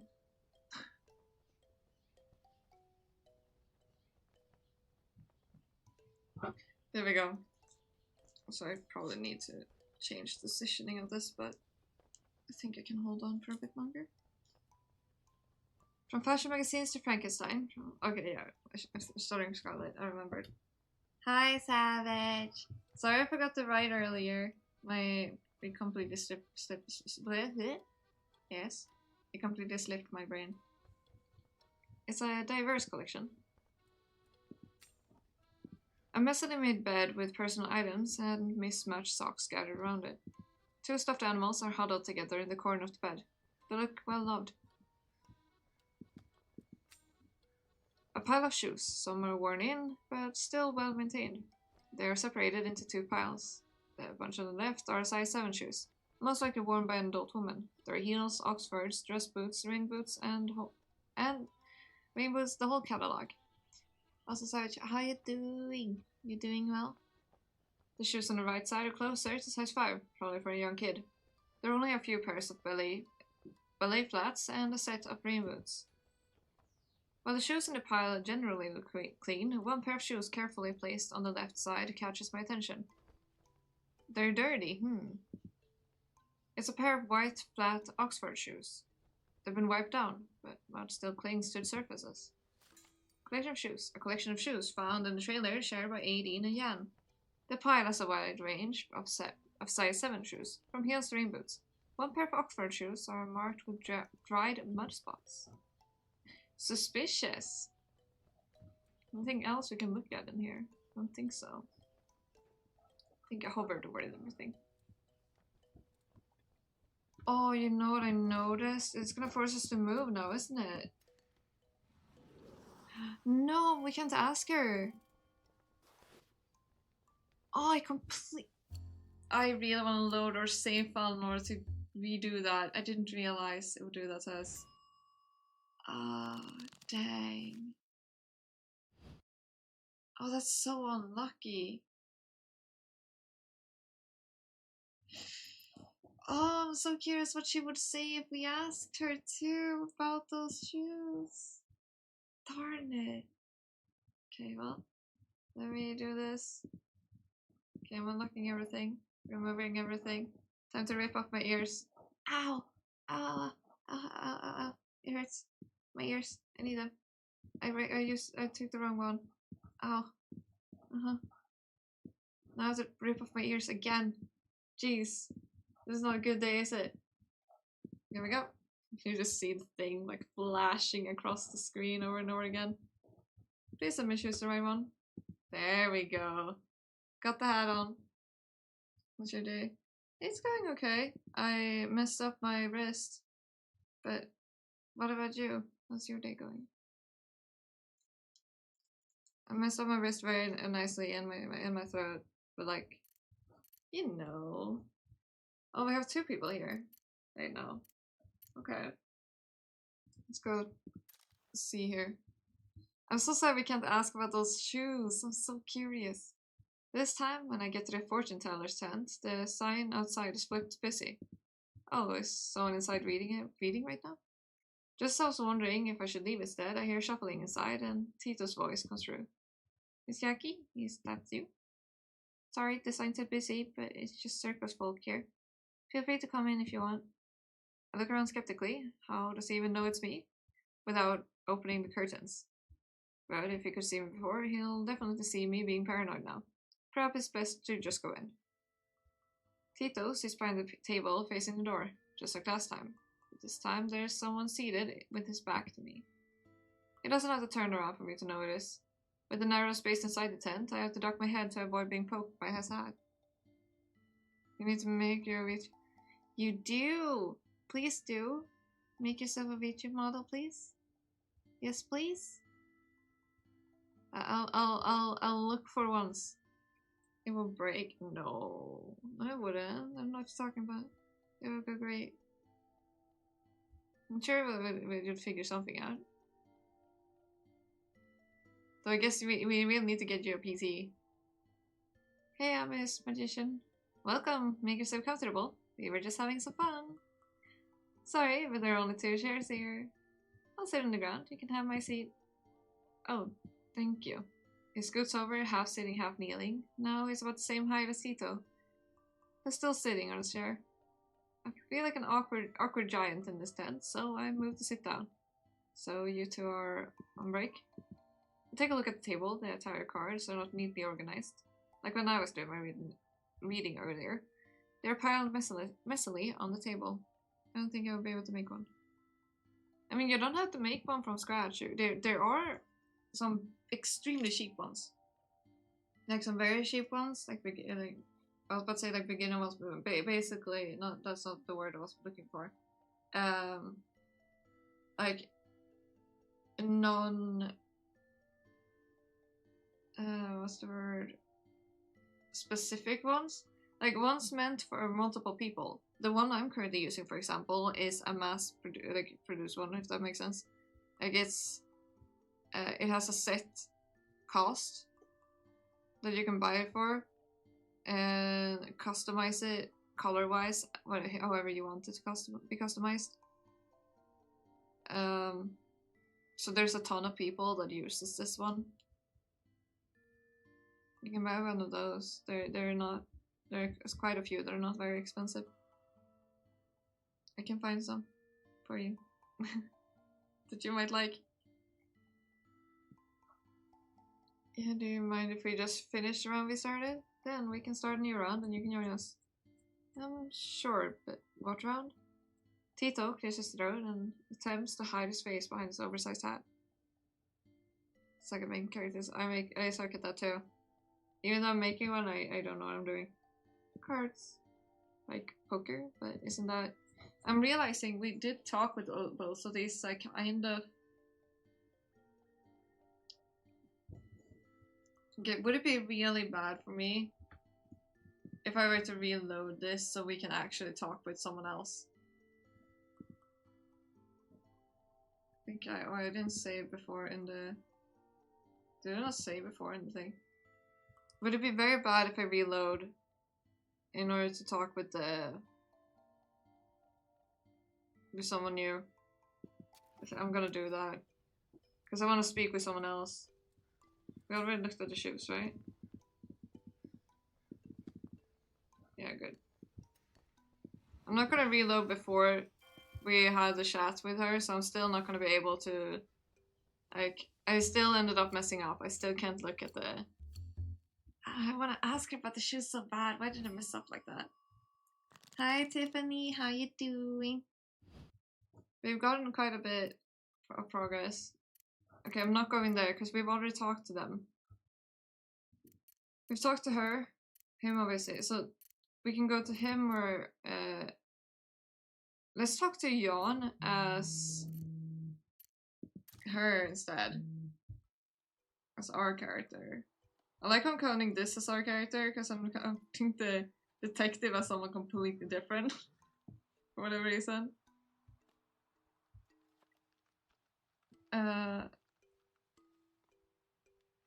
What? My mom sent me a message and I'm confused.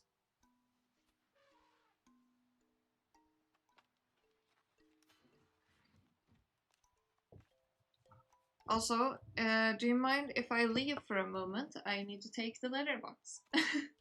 Give me one moment. Also, let me do this. You're still gonna be able to hear me. Like, you'll still hear everything, but I thought, why not show this thing?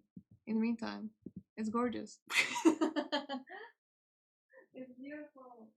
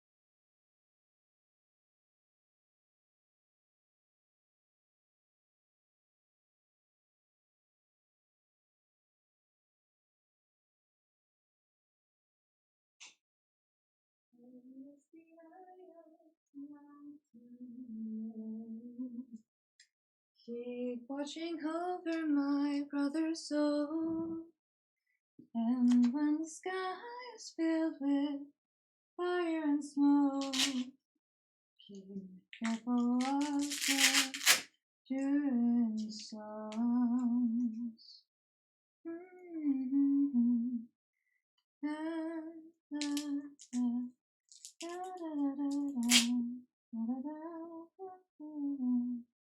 Hi, buddy.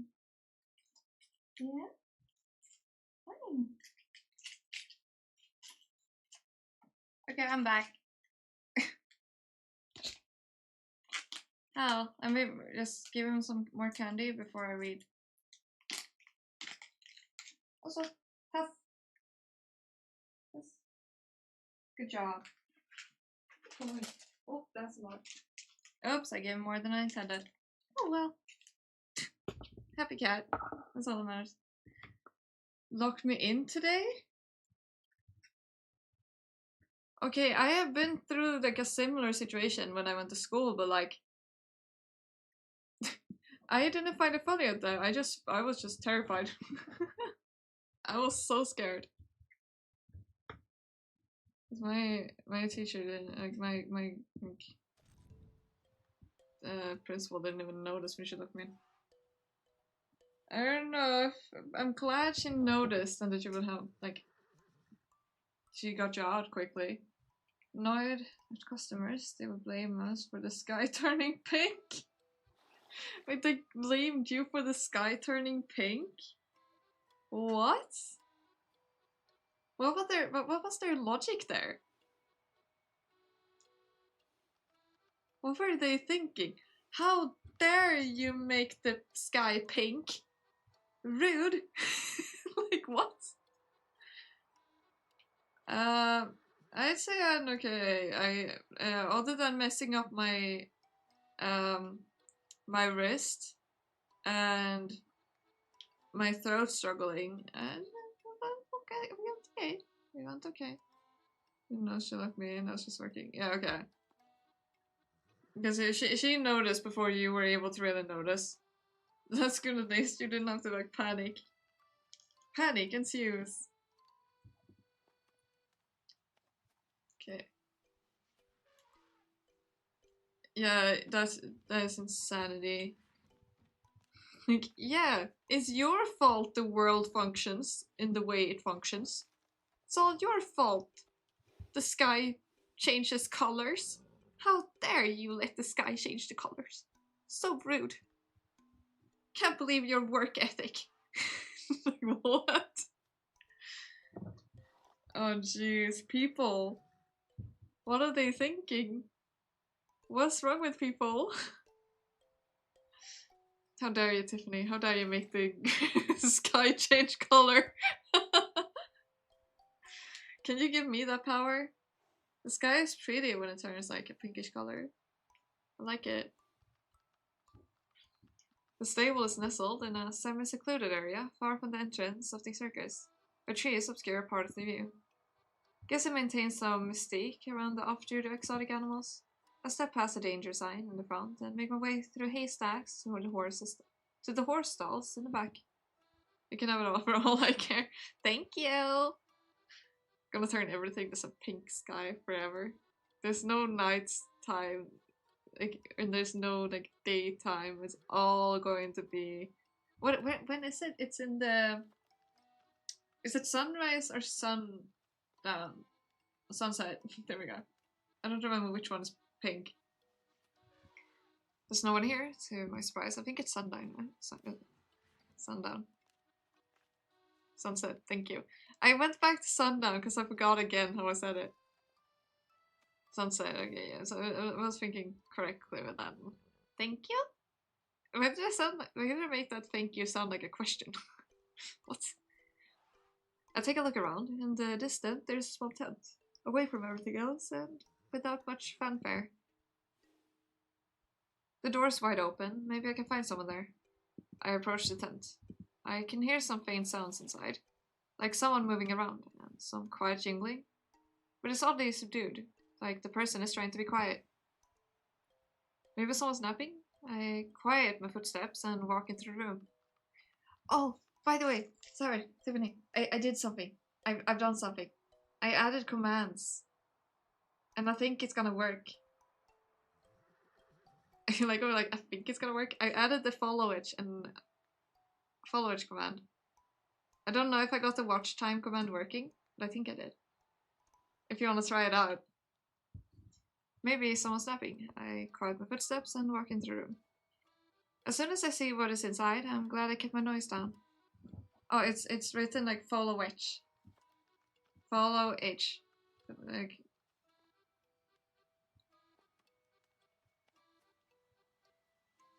Like this.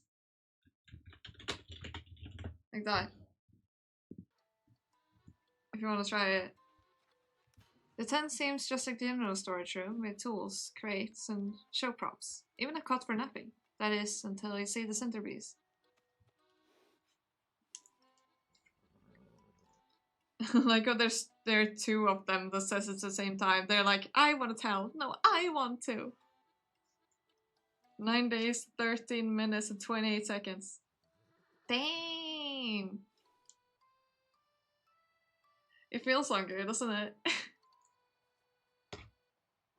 Sometimes there's some streamers where it feels like it's been way longer, and some that are like, it feels way shorter. In this case, it definitely feels longer. No, it's only been 9 days. Wanna try if watch time works? The 10 stage, oops, that is into its centerpiece. A lion, at least twice my size, lying sound asleep in the center of a cage in the middle of the room. Whiskers and mane twitching slightly with each breath. I wonder if I can remove the stream elements version of it so it doesn't say both of them. 10 minutes watching. Oh, it only shows the days. Okay, I need to find out how to do it. You have only spent 10 minutes watching me. Oh, I need to figure that out then. Dang. I kind of want to do it now so that I don't forget. Because I will forget. Like, no doubt. Wait, let me check real quick. Was it using, was that for Streamlabs or Stream Elements? It was Stream Elements. Let me, okay, let's do this real quick and check it if we can figure something out here. Thank you. In the middle of stream, God, I just want to check something. Let's see, maybe, I still have no idea what I'm doing when I'm doing this, by the way.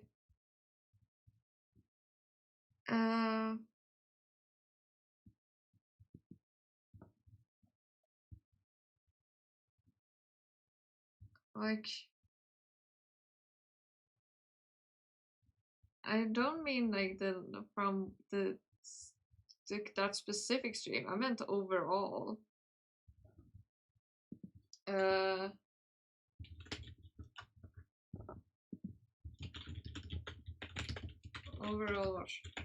Overall watch time is what we want, not like the one stream.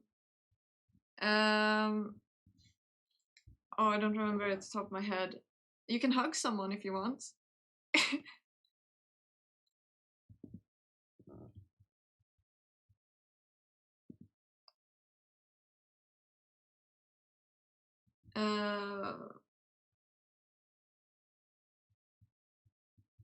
What should I send?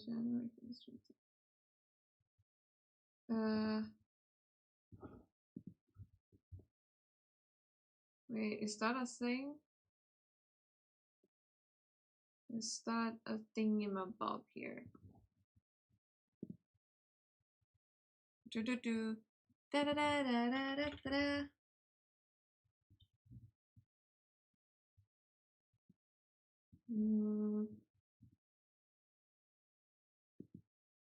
No, that's so long. There's a lot of things here that I don't understand. Yay! Now hugs can be done. Yeah, I couldn't help myself. I had to do that. It was important. It was very important. Yay, I'm getting hugs.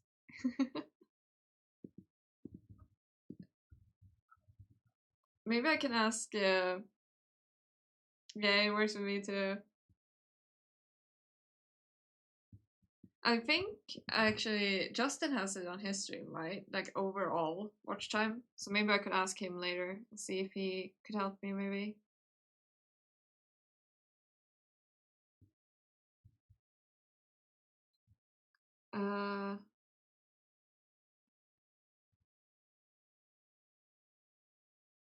Because maybe it only shows from the time it. Savage, can you do you do the same? Can you do the watch time one?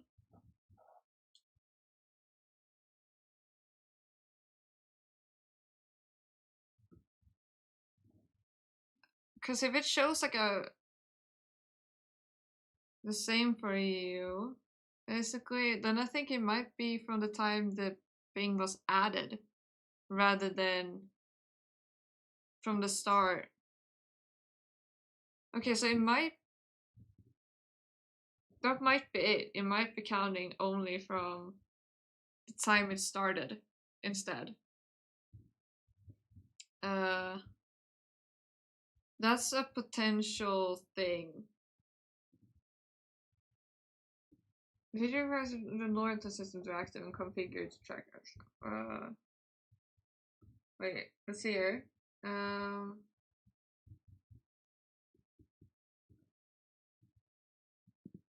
La la la.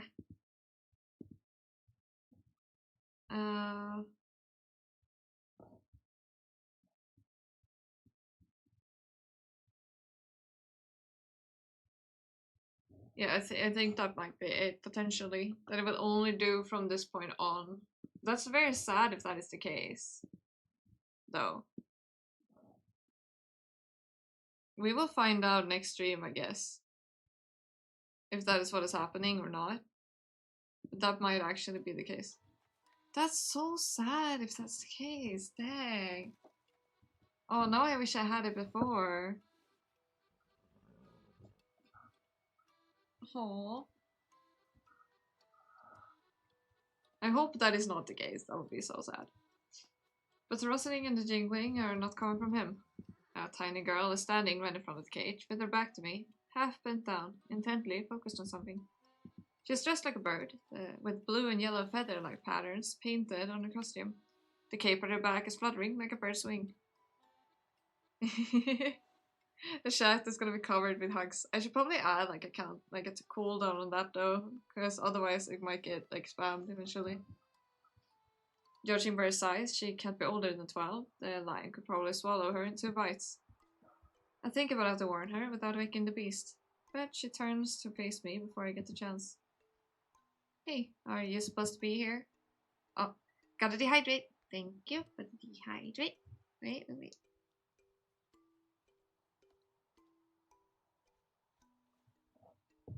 There is no group hug, sadly.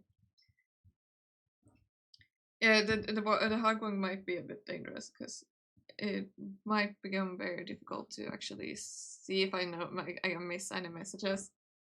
That could very like easily happen. At least the follow edge thing works, and that's good at least. Yes, I don't think I can do a group hug, sadly. I don't think that's a thing. But you can tell us that it's a group hug. Shh, don't what? Don't wake him up.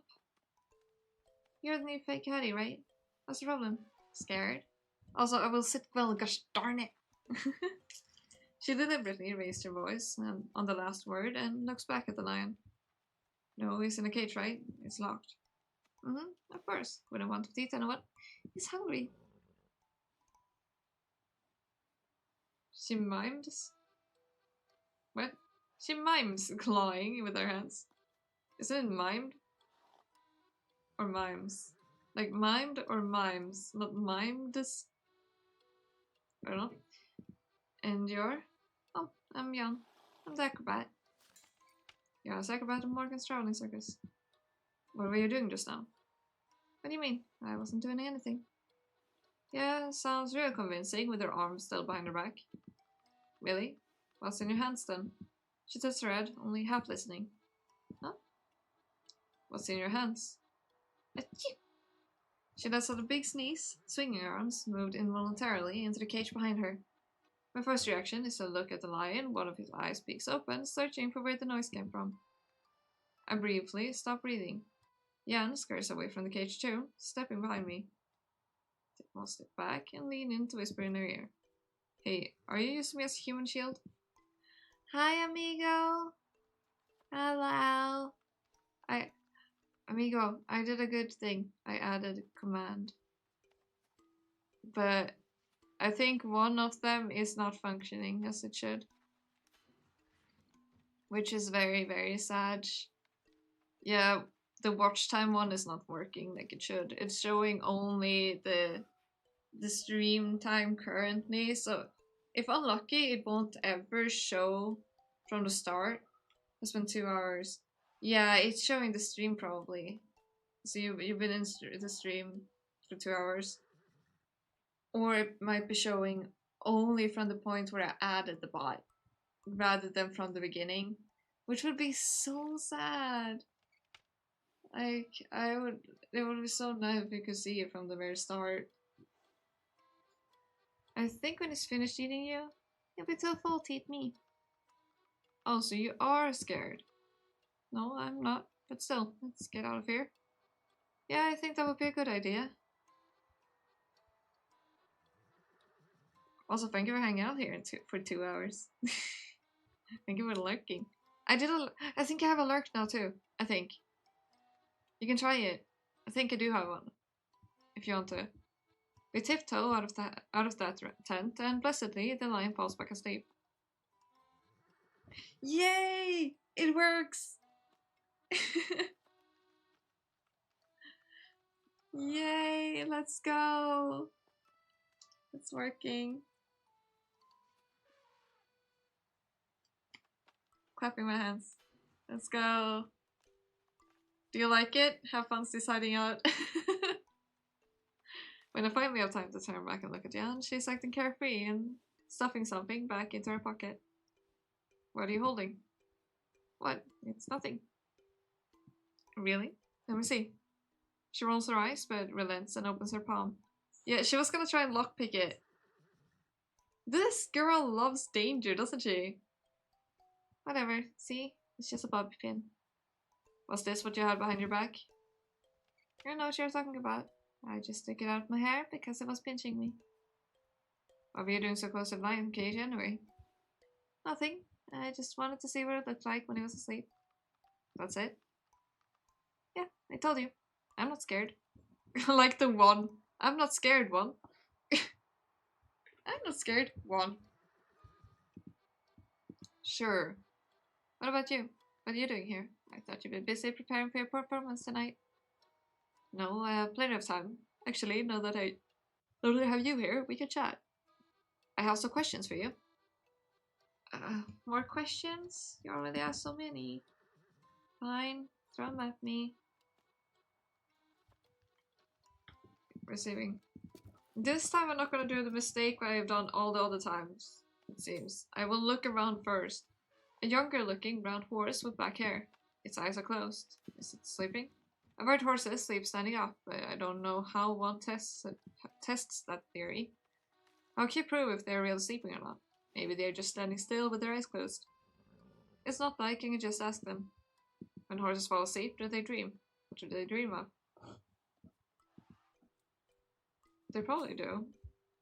The magician and the detective run into each other already.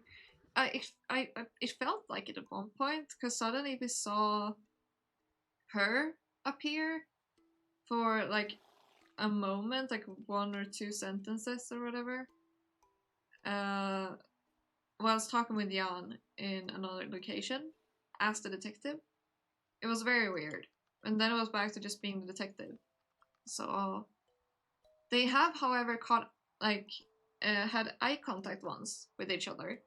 By the she was watching something and he spotted her. And then they got eye contact real quick. When he looked back, she was gone. So they have seen each other The stable doors are usually closed with a simple wooden bolt, except this one is broken in half. The stable and the doors look old, tarnished by rain and age. However, the break on the bolt looks new.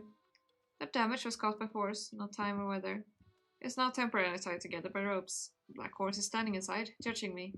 Perhaps he's the culprit. The horse looks at me again, as if to say, "I'll break your arm in half too if you keep staring." Broken bolt. The door bolt on one of the stable doors was broken in half just recently. A majestic black horse. He looks old, his coat no longer shiny, but he doesn't look tired or weary. Still standing proud in his stall and surveying the whole stable. A king watching over his territory. Oops. I notice a small tent at the back, far smaller than any of the tents I've seen here. It's clearly not meant for the public, probably just a small storage room, where some workers can rest in between the shifts. Bales of hay are stacked neatly on the side. I can feel a few animals eyeing it with interest. I wonder if they travel with all animal feed. It seems like that would take up a lot of space on the train. The giant beast is standing patiently at the back, waving its trunk back and forth. When it walks, can everyone feel the ground shaking?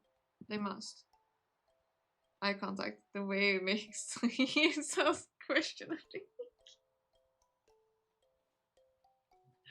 How did you end up on that? How did you correlate this?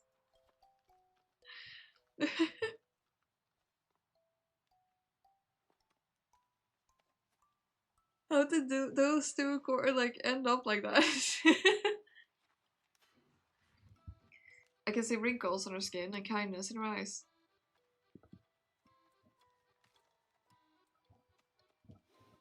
Is there anything else here? No, there's not.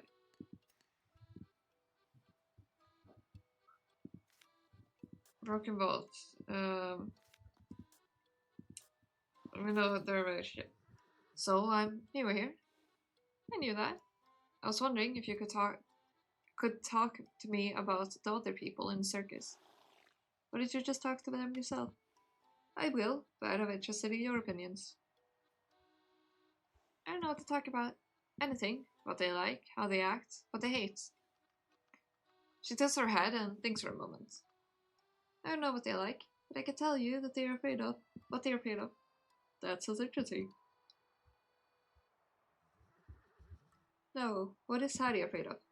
She pauses for a second, and then, as if remembering something funny, she giggles. Okay, she's gonna say spiders. She's afraid of spiders. Did you show her spiders? No. I put them in her bed. I will never let you know where I sleep. That's my fantasy. I don't know what that was. That was the thing I thought about. We have to question your thinking a bit there. Are you afraid of spiders too? No, I just think they have too many legs and too many eyes and hair. What sort of insect has hair? Anyway, back to the topic. This goes pure chaos. Yeah, she is intense chaos. So, did you play pranks on her often? I prank lots of people. Why? Because it's funny. Young prankster, the young acrobat Jan seems to be fond of playing pranks on her fellow circus performers. She once snuck into Hattie's trailer and put spiders in her bed. Well, that's not very nice, is it? I'm sure she doesn't enjoy that. How do you know? She's dead. Whoa, kid, that's fudged up. I don't know what that word is. I live in a circus. Yeah, this girl confuses the hell out of me. We also found out she has actually thrown knives as well on the thing that's Harry was actually tied up to. She has thrown knives at those in the past. We found that out as the detective rather than as Jackie. Which is also something we have to keep in mind. When we play the detective, we don't know it as Jackie. I don't know if we can find it out somehow. I want to ask about the best friend situation with her though. Am I about to put my shirt on backwards, like my second shirt? I'm like a shirt over my other shirt. And I took it off because I got too warm. Now I'm too cold. So I'm putting it back on, but I'm putting it on backwards. Because I'm scaled like that. Okay, it's back on. Lovely. Is it true that Aideen and Hattie were best friends? I gotta remember, I have a smoothie.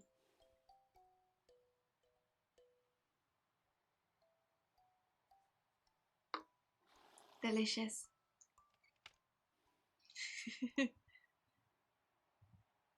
If you only have one friend turn, then of course she's your best friend.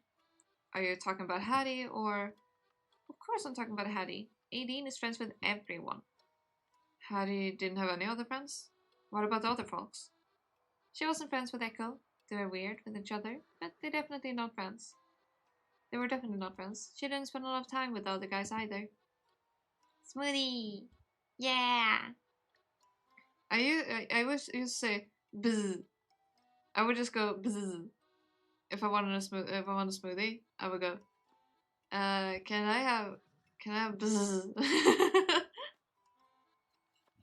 Can I have bzz? What about Alice? Not one of the guys. Alice? They were not friends. Yeah, I would just go bzz. Because the sound the actual thing makes when you make the smoothie, the bzz. So, bzz. She looks like she never considered the possibility. What did she say now again? What about Alice, not one of the guys? What are they then?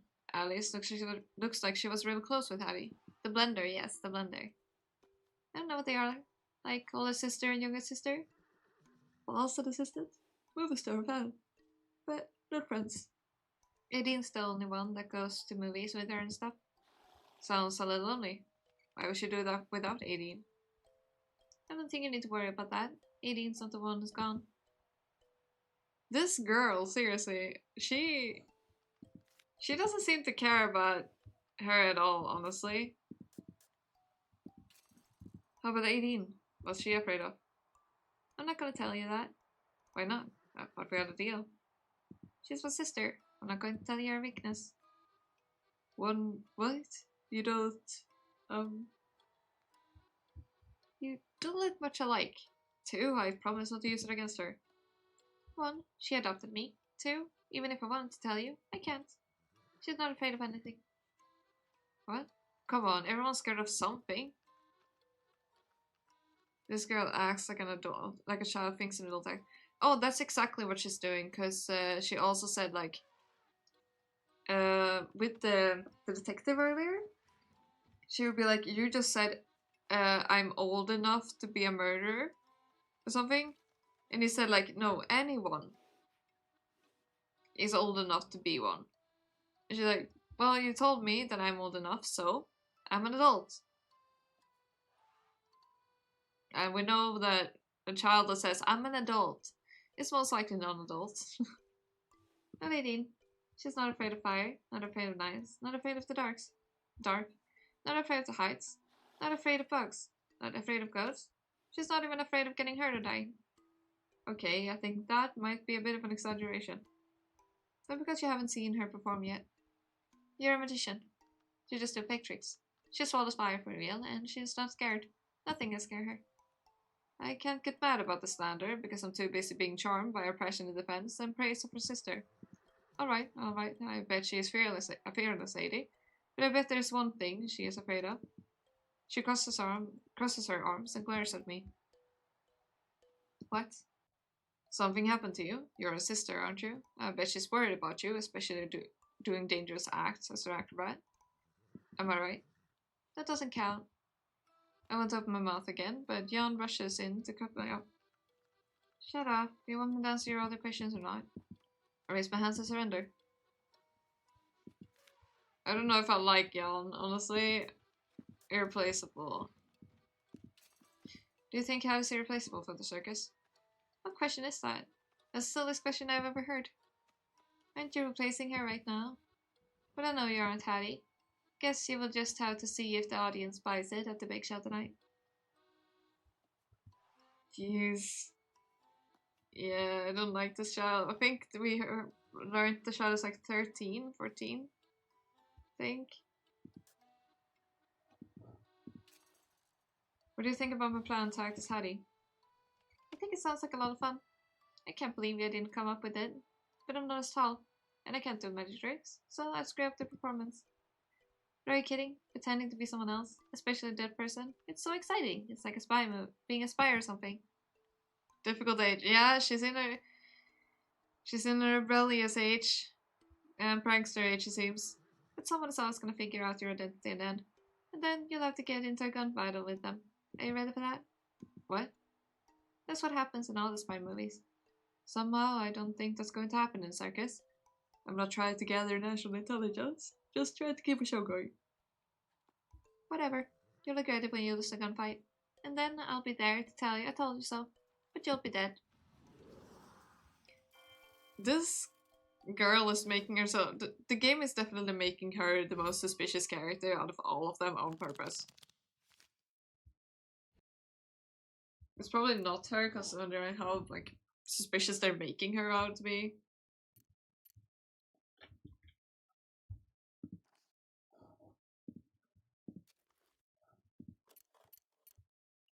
Okay, it's 13 p.m. I really wish I could have asked her about these. So you can't ask her. Okay, who has he talked to? I has not talked to Aideen yet.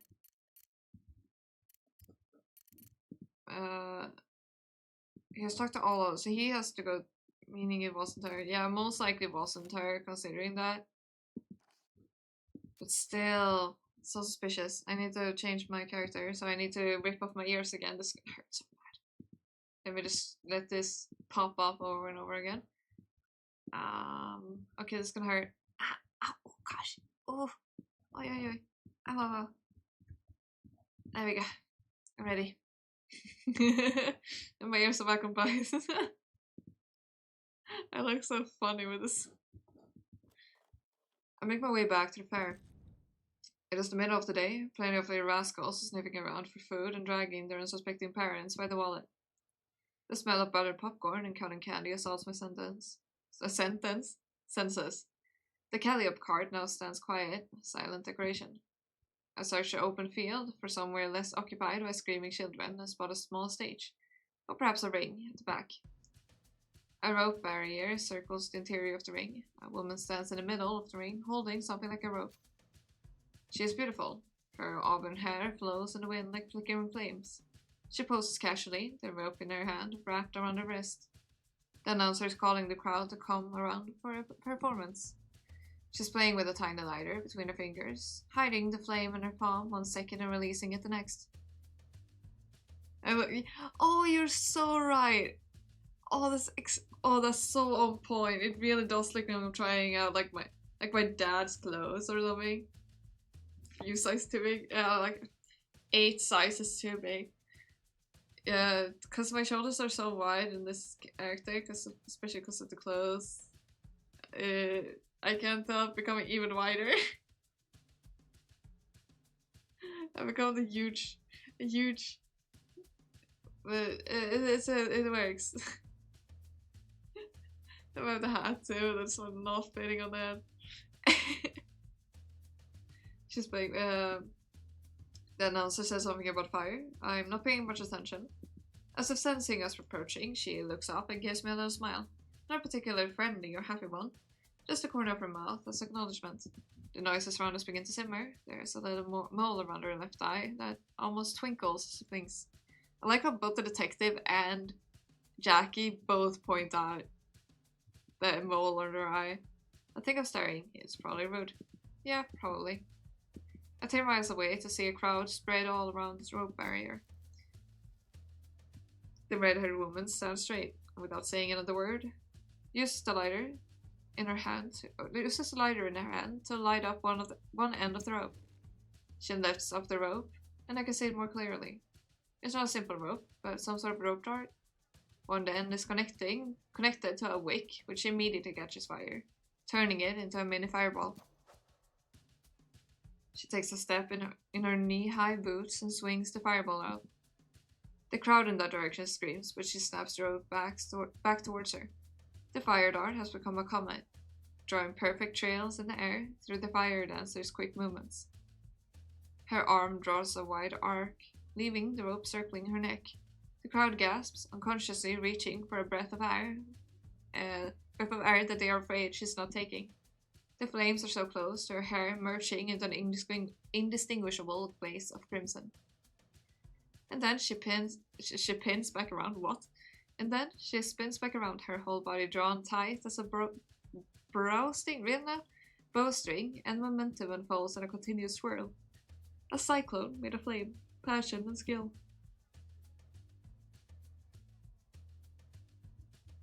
I have no idea how she's still standing upright after that many spins. I'm completely enthralled until I hear someone screaming in the crowd. A young girl has walked under the rope barrier.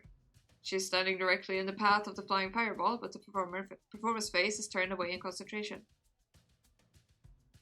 I don't have a yawn one. That's what I should add. Yawn counter. The fire dancer's head snaps back around and realizes what's happening, just as the crowd begins to shout en masse.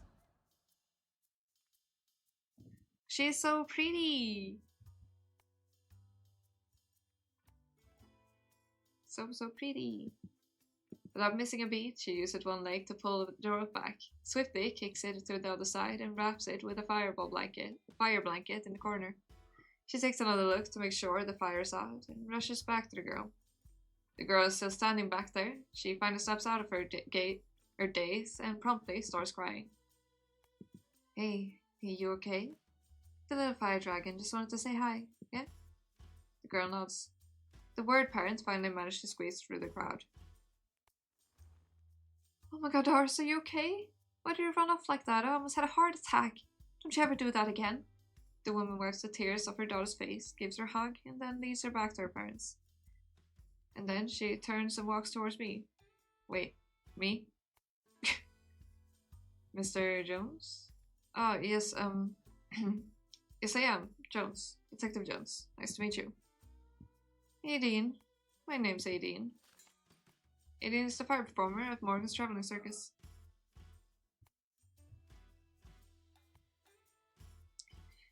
That's right. What do you say to some candied apples? My treat. Huh? Oh, sure. I'm here about... Come. She doesn't wait for my response. She steps out of the ring and leads the way back towards the vendors. What could I do besides follow? She walks in front of one of the vendors, nods and smiles her way through some small talk, and returns holding 2 candied apples. Yawning time! Want one? Sure. I take a bite. Just out of curiosity, what would you have done if I said I didn't want one? She shrugs. More for me. Sweet tooth. I enjoy all kinds of vices in moderate amounts. Sometimes a little bit more than a moderate. In the right circumstance. Yeah, I like her too.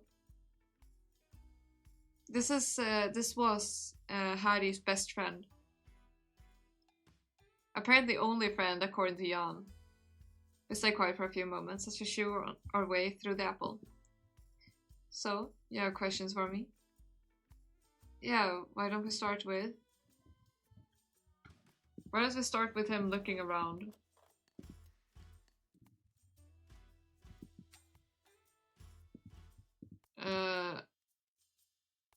Oh wait. Do I not have to... Oh, because we have already looked at this place. Okay, I'm gonna go back actually.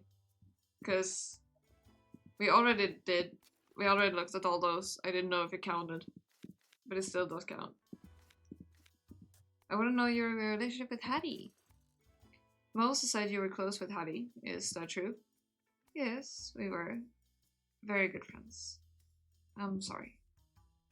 What? Am I supposed to say to that? I'm sorry?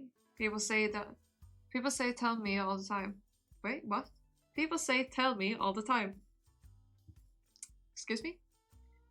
People say that to me all the time. I never figured out what to say. It's okay. It's not. It happens. Something like this doesn't just happen. Thank you. What for? She lights the cigarette, puts it to her mouth, and takes a long deep pull. The smoke lingers before her eyes, obscuring half of her expression. I thought about how we might end our friendship. We'd have a fight. Maybe we'd have a fight. Maybe one of us would leave the circus for good. Maybe we both would. But I never imagined something like this. I didn't even what? Nothing important. Just some silly things we planned to do.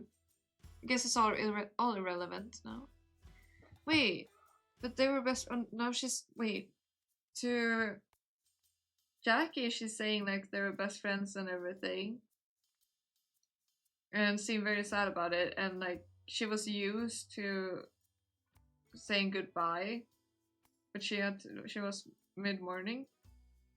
But now she seems. Did she want to cut off? Cease her friendship with her? Yeah, that could be it.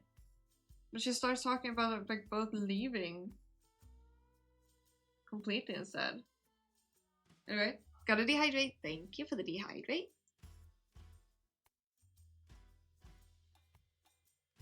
You fell asleep. Aren't you in school? Also, I will sit well, gosh darn it. Thank you. Aren't you in school though?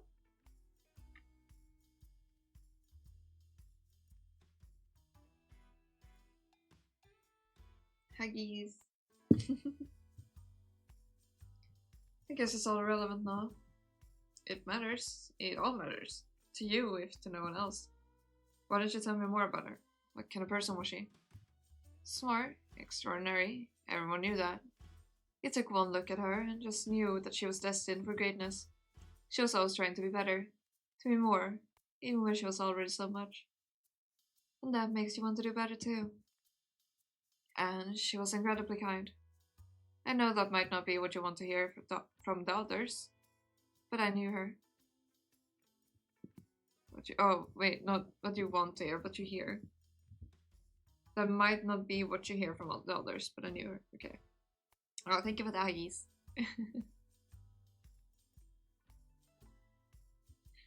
She had a hard time showing it sometimes. She always tried to help in her own ways. She took care of her people. And you were one of her people? How did your friendship come about? I guess it started when she asked me to perform with her. She was planning this new trick, this knife throwing act. She needed someone to perform with her. Do you know what she asked you specifically? I don't know. Maybe she thought I was the only one insane enough to agree. Or maybe she thought I was the only one pretty enough to be tied to the board for the audience to pay attention. It's always the ladies that are tied to the train tracks. I want to ask her about her sister. Do you know that about Jan? She didn't tell you? She's my sister. Not by blood, obviously. So, did your parents adopt, or? No. I adopted her, just as a sister. And I don't think I'm ready to be a full-fledged mother to a teenager yet. Maybe not ever. You adopted her? How did that happen? Where are her parents? It was 3 years ago. We were performing in San Francisco. I had just finished up my performance and was laying alone in my bed when I heard loud metal clanging. The old train car was practically shaking. I thought it was an earthquake, but when I opened the door, it turned out someone was running on my roof. Some kids were chasing her around, and she ditched them by jumping on top of my train. I just watched this tiny thing flying over gaps and moving like a cat with wings. That was Jan. Yeah. She was only 10 years old back then. She saw me and hopped through the window to hide in my room. I dealt with the kids chasing her. Why were they chasing her? It's a long time ago. I don't remember anymore. Oh. Hi! Oh, thank you for the follow, by the way. Okay, now I need to ask you. How do I... Is it Neith? I don't know how to pronounce your name. I struggled. I was struggling with it. I tried to pronounce your name earlier, but I couldn't. Neith? Help? How are you doing? You said it correctly. Okay. I was like, help? I don't... I feel so bad when I pronounce people's name wrong. How are you? How's your day going? Or yeah, how's your day been, I guess. But we got to talking, and she told me her parents aren't around. As you can see, I'm very nicely dressed. I don't know what came over me, and before I knew it, I was inviting her to stay and arranging things with Moses. Okay. Let's ask her about the shoes, because we weren't able to ask Jan. I saw a pair of white Oxfords with mud on them. Are those your shoes? Yes. You sound unsure. I mean, I didn't think you'd be interested in my footwear, but yeah, they are mine. Well, it's a little embarrassing actually. There's no running water on the train. Sometimes we get a little behind on cleaning, you see. But they're a different size than yours though, aren't they?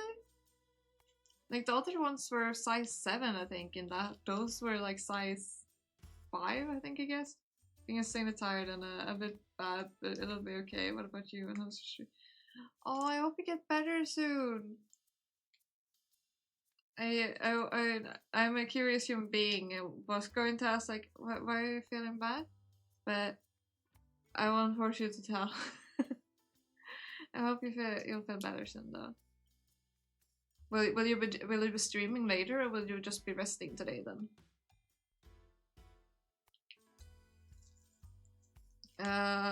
I messed up my wrist earlier, which was dumb of me. And my throat is mad at me. But other than that, I'm okay. Just tired. Just messed up a bit.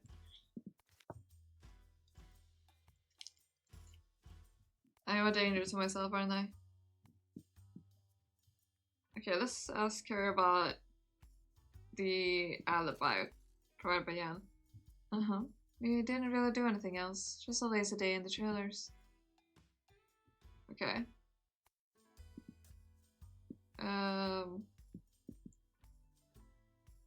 Let's ask about Echoes, if he indeed did go and ask Edine about it. Did Echo really come to find you? That's right, just after 7. Perhaps I should ask Edine what she was doing at the time of Hattie's death. Well, that's what you... Oh, time of death. I'm dumb. Don't stuff it out, make it very sickly from stress and stuff like that. It was fair the details though, I appreciate it. I think I tried to stream a bit anyways, but it'll probably beat. Okay. Well, if I wake up in the middle of the night like I usually do, I'll come by and say hi. I mean, put me in a car and I'm very dangerous. As an epileptic with like hypersomnia and stuff, I'm not allowed to drive. That would be dangerous.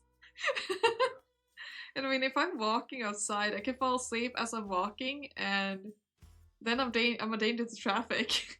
So I mean, I've almost fallen in front of a car. Good times, right? Good times. That's when I realized it's dangerous for me to go outside on my own.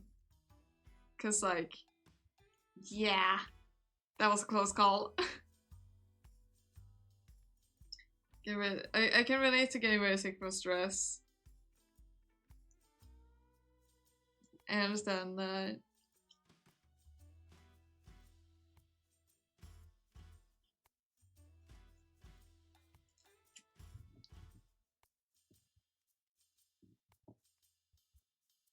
Like I'm like back and forth reading. Yes? What is it? You wrote my names with capital letters. I'm worried. What did I do? What did I do this time? I don't know. My voice gets scolded. For PC so I can hear you in 4K. One sec. Okay.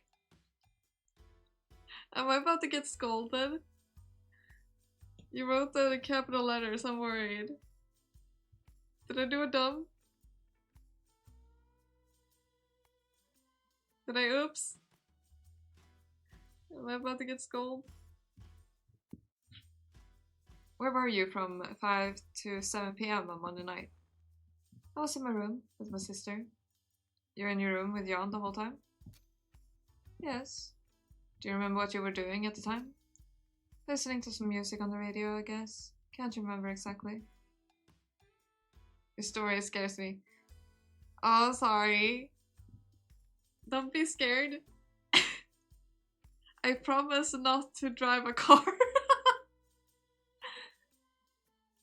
And I don't really go outside alone. I can't go outside alone, basically. So it is for very short distances. Scary for you though. I mean, that's life, right? You never know what happens in life. Anything could happen. That's why you have to take every day, like, you have to, what's the word? Treasure every day. And what happened then? Echo showed. He was in a rush, like I had never seen him before. He said something happened to Hattie, and that I should go with him. I told Jan to stay there and wait for me, and then I followed Echo. He went to the tent. Oh, I have a theory. Jan might have gone after... Jan might have followed her older sister. Also, I see it. I see Angie. Mad. Out of a calendar or something? Or out of a fortune cookie? Did I read what out of a calendar or cookie?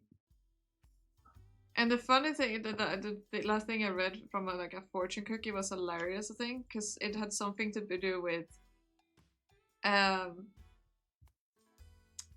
something that would need me to be in good health, and I'm literally never gonna be healthy because I have chronic illnesses, and it's just like, oh yeah, sounds great.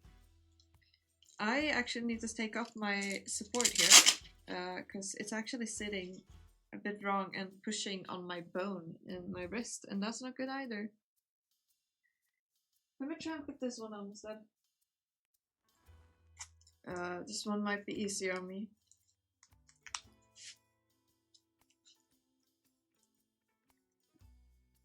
Yeah, this one might... Yeah, this one is definitely easier for me right now. Cap, you will. Yeah, Savage, that's debatable. That's very debatable. I'm not getting better than I am currently. I am... With the medication I have currently, I am at as good as I can get. I won't be able to get better. I can get worse, though. That I can. I won't be able to get better, but I can get worse. Nice. You know. Please do not get worse. I mean, I won't intentionally get worse. Definite flying over that mirror, but aw. What? It's true though. I'm just being honest. And I literally went from being a zombie and unable to like move. I was like the healthiest kid, then I couldn't move or do anything, and now I'm to the point I can actually like do things like this. I can stream. Like, this is a tremendous thing. Even though it worsens my health when I stream in some ways, mentally I'm feeling a lot better now that I'm streaming more. Because I found like a time when I can actually stream and get away with it. So I'm feeling a bit better because of it, but hi buddy. But yeah, health-wise, either I will be stuck in the current state that I'm in now, or I will get worse. That's basically the two choices I have. There's no getting better from this point. Really. I hope I can get my body to function a little bit better somehow. If I can manage somewhat. But I don't know. Currently, I'm just trying to keep my body in the shape it is, rather than letting it break down further. That's basically all I can do. Try not to break it further. Aw, thank you for the hug, Savage. That's why you gotta take every day, as well, like take treasure every day. No matter, like, even if it feels like hell. You gotta treasure it. And remember that you're never alone. There's always people there with you. You went to the tent? Yeah, I had to save myself. She pauses, looking a little shaken. Alice was already there when we arrived. I think Echo called her there too. I looked aside. She was just lying there. I couldn't believe it. Wait, lying there? Wait, something's wrong here.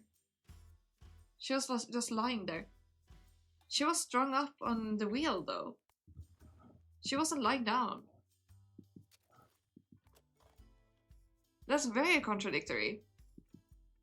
I went and told all the performers, Rolf and Shep. I mean, what happened? We decided to wait for Moses and decide what to do. You probably know the rest already. According to Aideen, she stayed inside with Jan in the trailer they shared on Monday afternoon.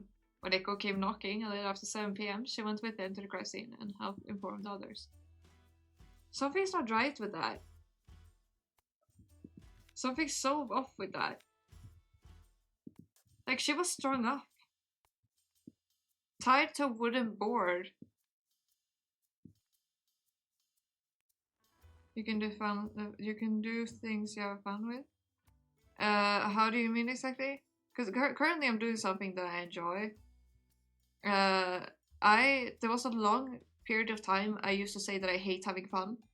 Because feelings of happiness and everything, my epilepsy triggers are very highly related to emotions.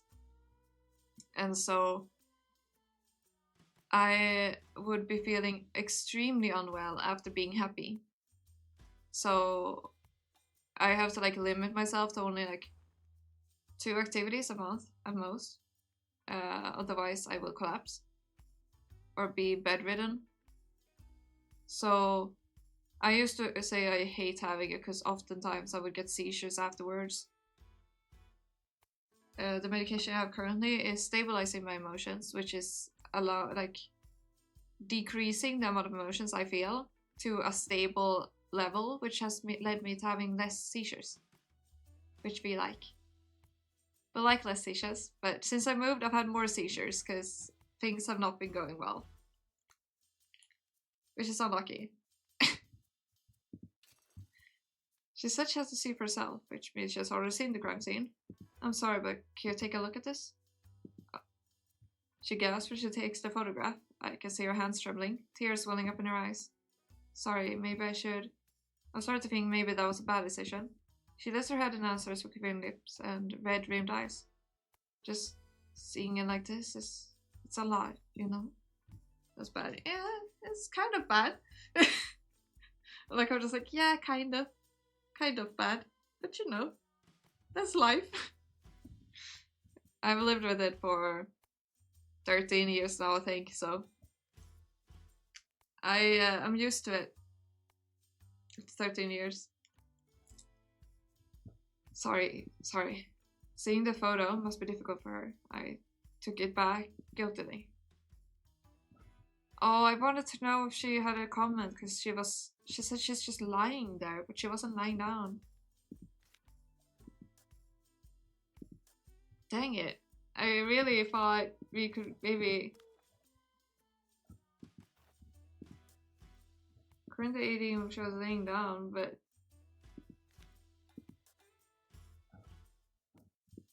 Like, this is so, like, suspicious to me.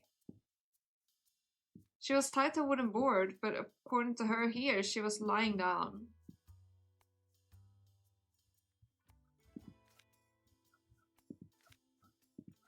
I don't understand that.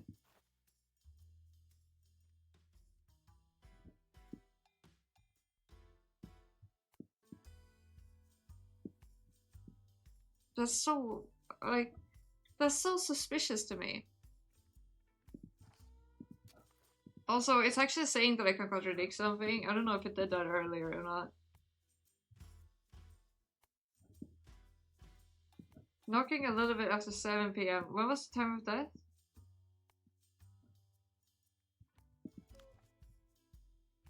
Let me just check. Between 5 and 7 p.m. How do I skill sometimes between 5 and 7? But she said came knocking a little after 7. Okay. Too evasive with her answers in general. Yeah. This is so suspicious. Okay, I can't help but ask about this. I don't see how that's a contradiction. Detective, if you're trying to catch me in a lie, you might need to try harder. Just kidding. Perhaps it's empty because I've been entirely wholeheartedly honest with you. Maybe, or I can try again when I hear something worth disputing. What is it then? Because I don't think I've seen this before.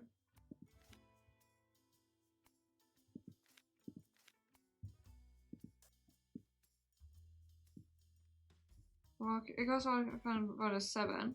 Went to the stable. Jan's statement. 5 to 7. They were listening to the radio until Echo came knocking at 7. She says he came knocking at 7. But this way found the body at 7, which would mean a little bit after that. And also the time of death was between 5 and 7. But she says he came a little after. The only one that says 7 is Jan. What is the contradiction?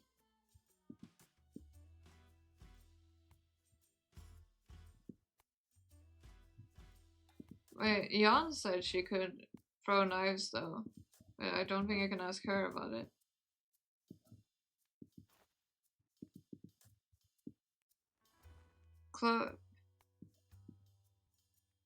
He went to the stable. Yeah, I went to the stable first. On his way there, he saw shit. So that is correct, according to that, because he says after that she went. When Echo came knocking a little after 7, she went to help him and helped inform the others. But she said that they found like the Alice was already at the place. I'm so confused what that contradiction is.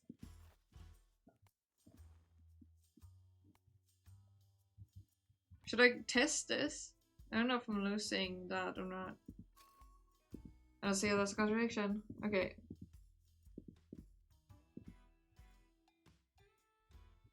I don't know. I really don't. There's something that can go contradicted though.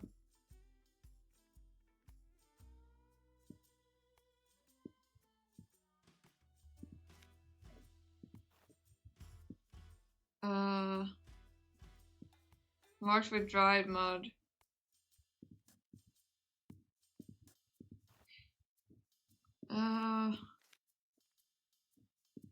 Okay, let's wait with it, because I don't know.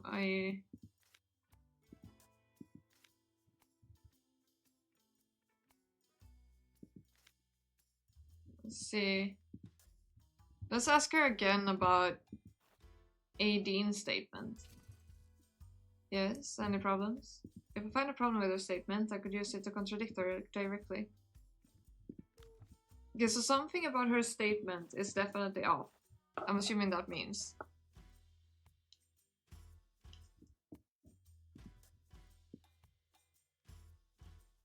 But what is it?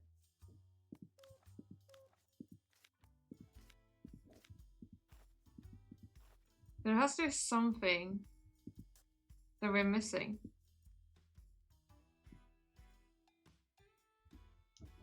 I don't know what it is though. I really can't tell.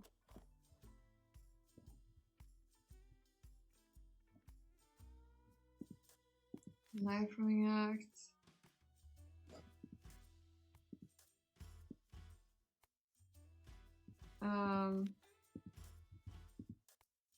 But here, those are the rules though. I guess you're Hada's partner for the knife throwing act, right? Yes. Well, she throws the knife. I'm just there to look pretty. If you don't mind me asking. She smirks.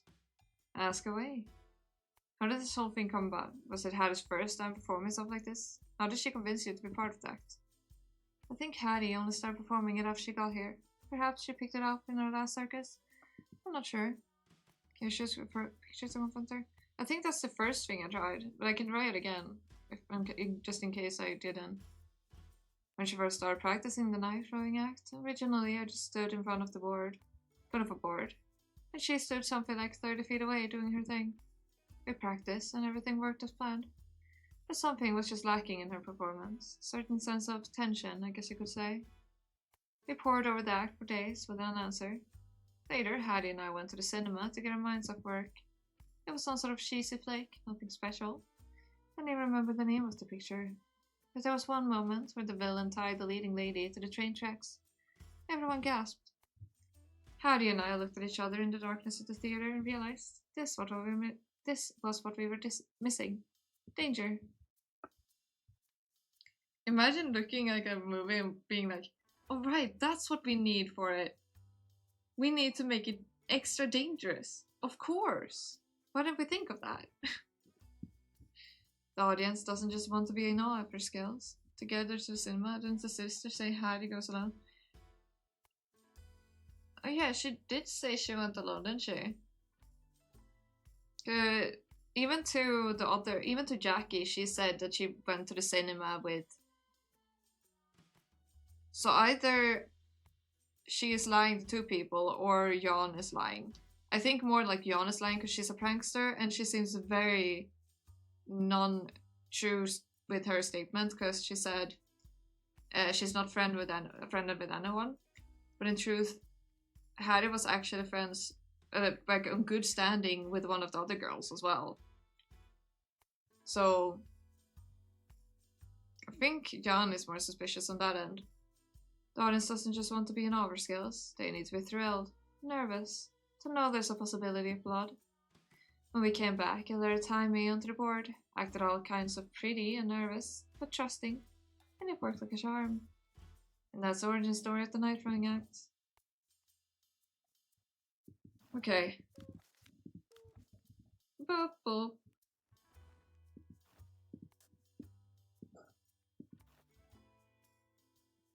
The thing about, like, the crime scene thing, I don't see if that's a contradiction. Yeah. So...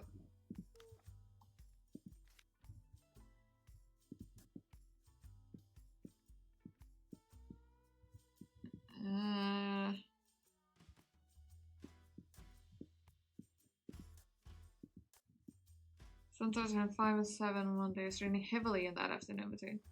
Wait. It was raining heavily, but... Okay.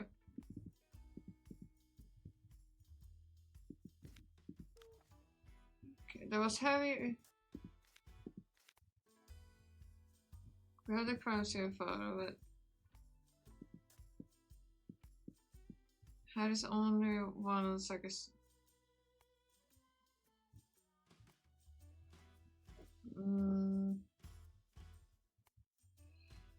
What could it be? Because this is suspicious. The shoes are all suspicious because they're dried, and she said like, "Oh yeah, cleaning." It's like, what? They're also two sizes too small for her probably. But this is more more related to Echo rather than anything else. John's statement.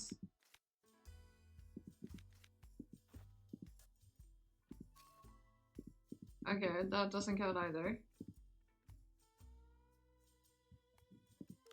What is it? There's something contradictory here. It's probably something about her statement at least. This? No. Like at this point I'm just trying everything. It seems I'm not being punished for it. Any statement at the time of death? No. Not that. Alien statements. We tried Jan's statement, didn't we?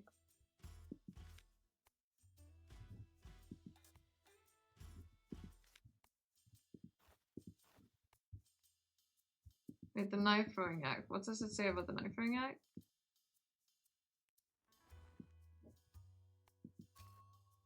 No, okay.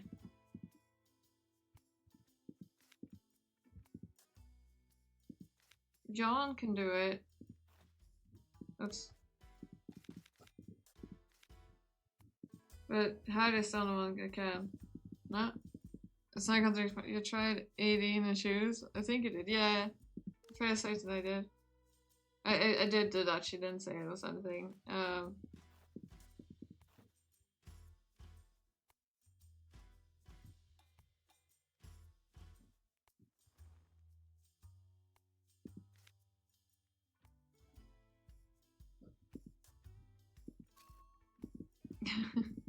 Just trying everything. In friendship with Hattie.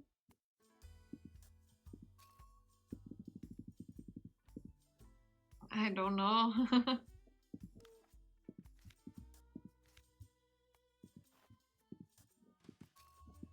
Nope. I don't know what the contradiction is. I really don't.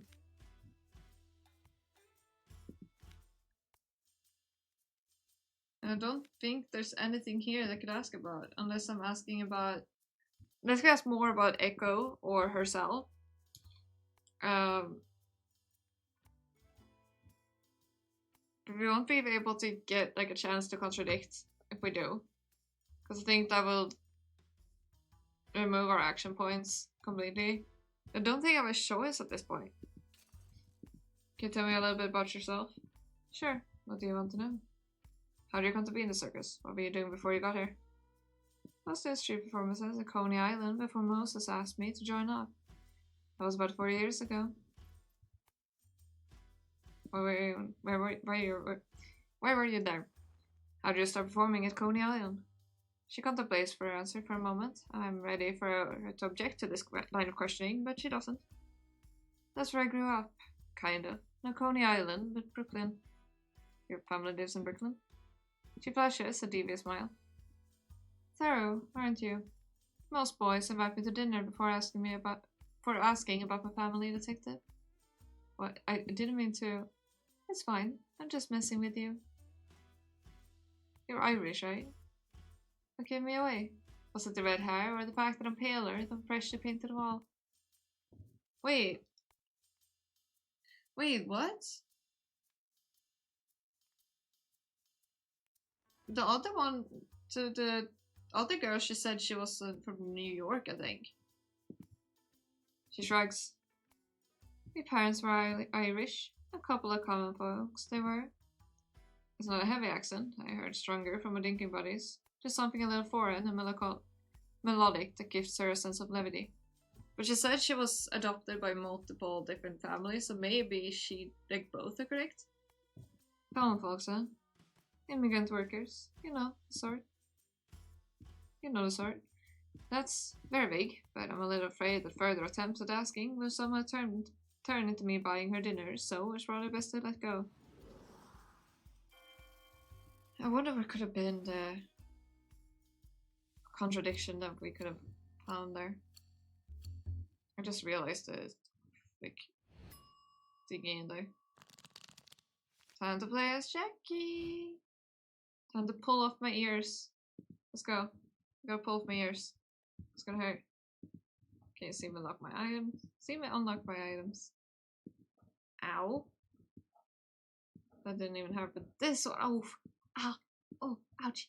Ow. Ow. Ow. Okay. My ears are back. I got my ears back. I'm fine now. Who have we talked to?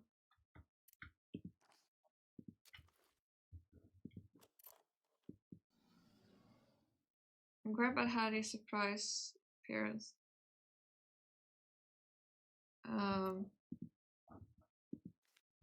We're missing 2 people. We're missing him, I think. I'll get again. Short panic. Mini panic time. Be panicked. It's quiet around here. I can't tell if anyone's inside. I tried the door handle. It's not locked. Hello? Anyone inside? There's no reply. I knock again, then open the door. The room inside is nothing like what I thought. An explosion of colors assaults my eyes all at once. Aquamarine, leopard print yellow, glittery pink. Well, halfway through the room, a light blue curtain is drawn, obscuring the rest of the train compartment. What could that be inside? A bedroom? It sounds a bit like there's like a shower turned on. I clear my throat. Anyone here? Just as I'm about to leave, I hear something from behind the curtain. It's an odd noise, like scratching on wood.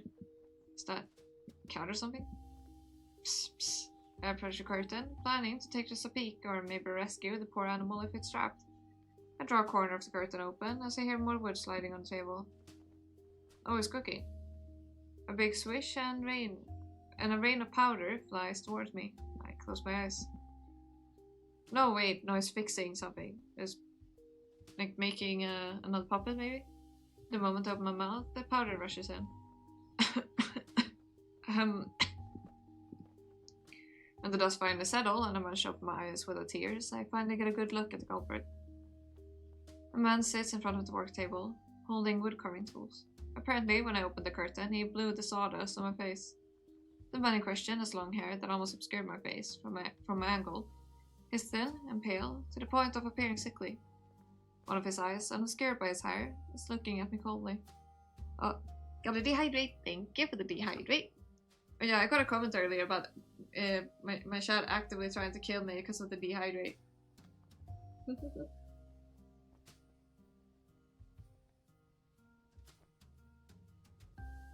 I found that comment very funny. And also, I will sit well, gosh darn it. Hiya. Hiya. There we go. I'm sitting properly, I think. Yep, you do that. Dehydrate. Yes. The beautiful dehydrate. You know, it's important to dehydrate me. Otherwise I might collapse. I love it. Hey, why did you do that? Wordlessly, he puts down the wood carving tools and pulls the curtain open.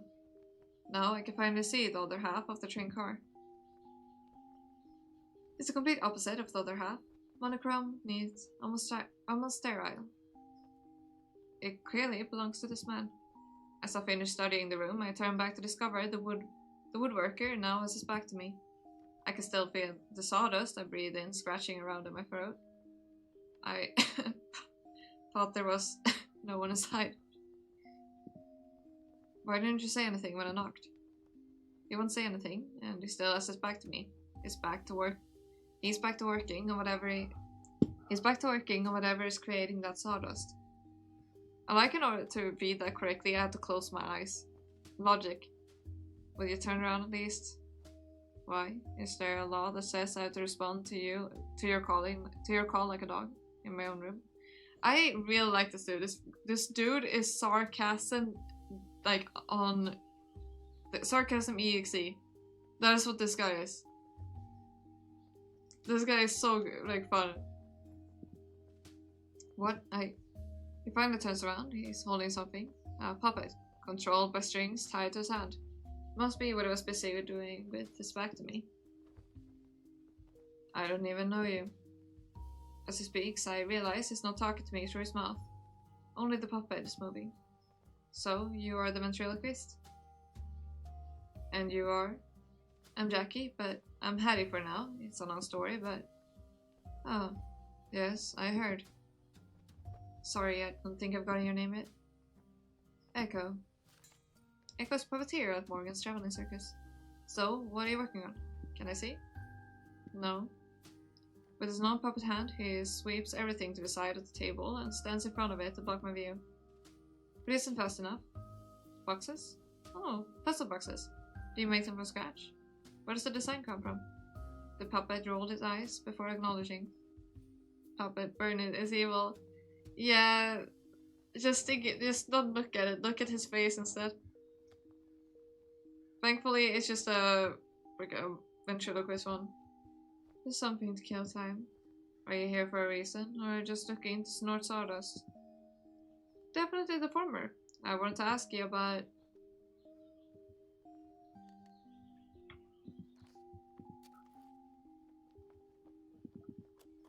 Yeah, so there was definitely some kind of contradiction before, because this was glowing, like the exclamation mark. So she somehow contradicted herself earlier. Can you move these things from you, buddy? Can I move these? Can I take these? No, please stop. Please, let me take the papers. Thank you. Why are you doing that? Oh, you're so far away from me. What do I do now? 1 second, guys. This time makes it okay, but I would say suspicious. Discuss. Yeah. It's Buddy. Hi, Buddy. Can I move you forward without you panicking and jumping down? Yeah. Yeah, full focus on me. Come on, full focus. Yeah, full focus. Good boy. Yeah, good job. Want some candy? Want to take some candy? Can I have your paw? Yes. Yes. Yes. Here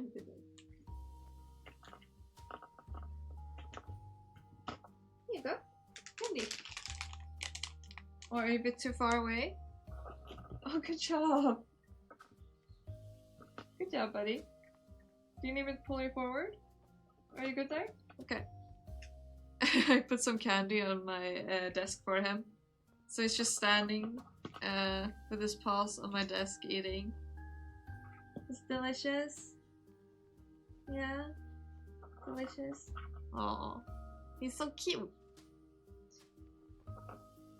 Yeah, good kitty. You enjoy that? Yeah. Okay, let's see. We want to inspect the surrounding. Oh, that's the hat. Wait. That's the hat that he was talking about. The one that he claimed to have seen someone else using and walking with. On the wooden board hangs a large collection of colorful hats of various materials and sizes. Velvet, silk, felt, and feather. I walk over to take a closer look. The leather cowboy hat in the middle has some peculiar decorations. Those are real wolf fangs. Wolf fangs? Seriously? It's an antique from someone's family collection, a piece of history dating all the way back to the gold rush. He doesn't even turn around to look at me, but I can hear every single quotation mark in his tone. His deadpan delivery and the absurdity of the words make it clear he is directly quoting his roommate.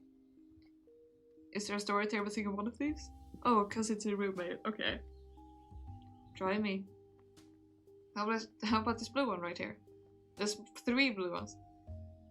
Oh, that's a new one. He just bought it in New York 2 weeks ago. It's a dashi, whatever that means. Probably something French. Oof. That might have cost me an arm and a leg. Nothing French is ever cheap, except rice. Expensive hat collection. Chip has an extensive collection of colorful and expensive hats, including an antique cowboy hat from the gold rush and a brand new lily déchet he acquired a couple of weeks ago.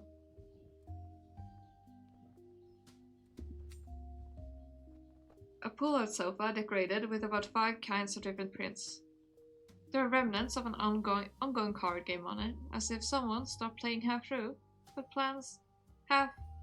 through, but plans on picking it back up again later. I struggle with that way too much. On top of the sofa are more board game boxes and a new radio. A statue of a leopard stalks the entrance with glowing yellow eyes. Even more eye-catching is the crown that's slung on its head. His head. Pineapple. Who lives in a pineapple under the sea? A woodworking table with a variety of neatly organized books. Hammers, chisels, and sandpaper hang on the side, but the surface of the workbench is completely empty and clear. completely empty and clean. There we go. Perfect. I fixed it. I wonder where all the sawdust goes. In your face, I guess. On the high shelf is an old wooden trunk with a big lock on it. SpongeBob SquarePants. SpongeBob SquarePants. Yay! I don't know why every time I think about SpongeBob, I think about the campfire song. C-A-M-P-F-I-R-E-S-O-N-G song, and if you don't think that we can sing it faster than your one, but it would help if you just sing along. C-A-M-P-F-I-R-E-S-O-N-G song, F-I-R-E-S-O-N-G song, and if you don't think that we can sing it faster than your wrong, but it would help if you just sing along.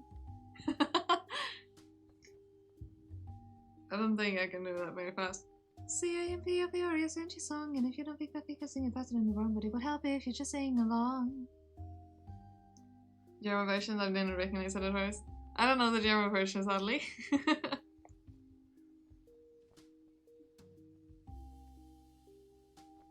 I don't know the Swedish one.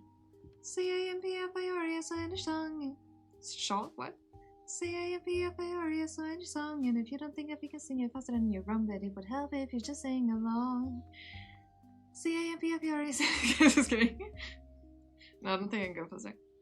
C-A-M-P-F-I-R-E-S-O-N-G. Yeah. C-A-M-P-F-I-R-E-S-O-N-G song. I need to see it in front of me, I think. C-A-M-P-F-I-R-E-S-O-N-G song, and if you don't think we can sing it faster than your wrong. Yeah, I want to see it in front of me. Because the rest of the inner area is so vacant, I can't help but wonder what's being protected inside of that box. Before I can figure out how to ask, someone notices me looking. Well, no. Oh, I'm just wondering what's inside that box. Your respect for others people's privacy because you clearly don't have it on you. His attitude only makes me more curious, but it seems like I can't get more out of him. See? Like, his attitude is so fun. Just... yeah. Is your respect. I can't snoop right on his nose, but maybe I can come back when he's not here. Echo's locked trunk. High on the back of Echo's wall is a locked trunk. When I asked about it, he got rather defensive. Why the secrecy? Maybe I can come back on the train car when he's not around. Perhaps his roommate will be willing to help.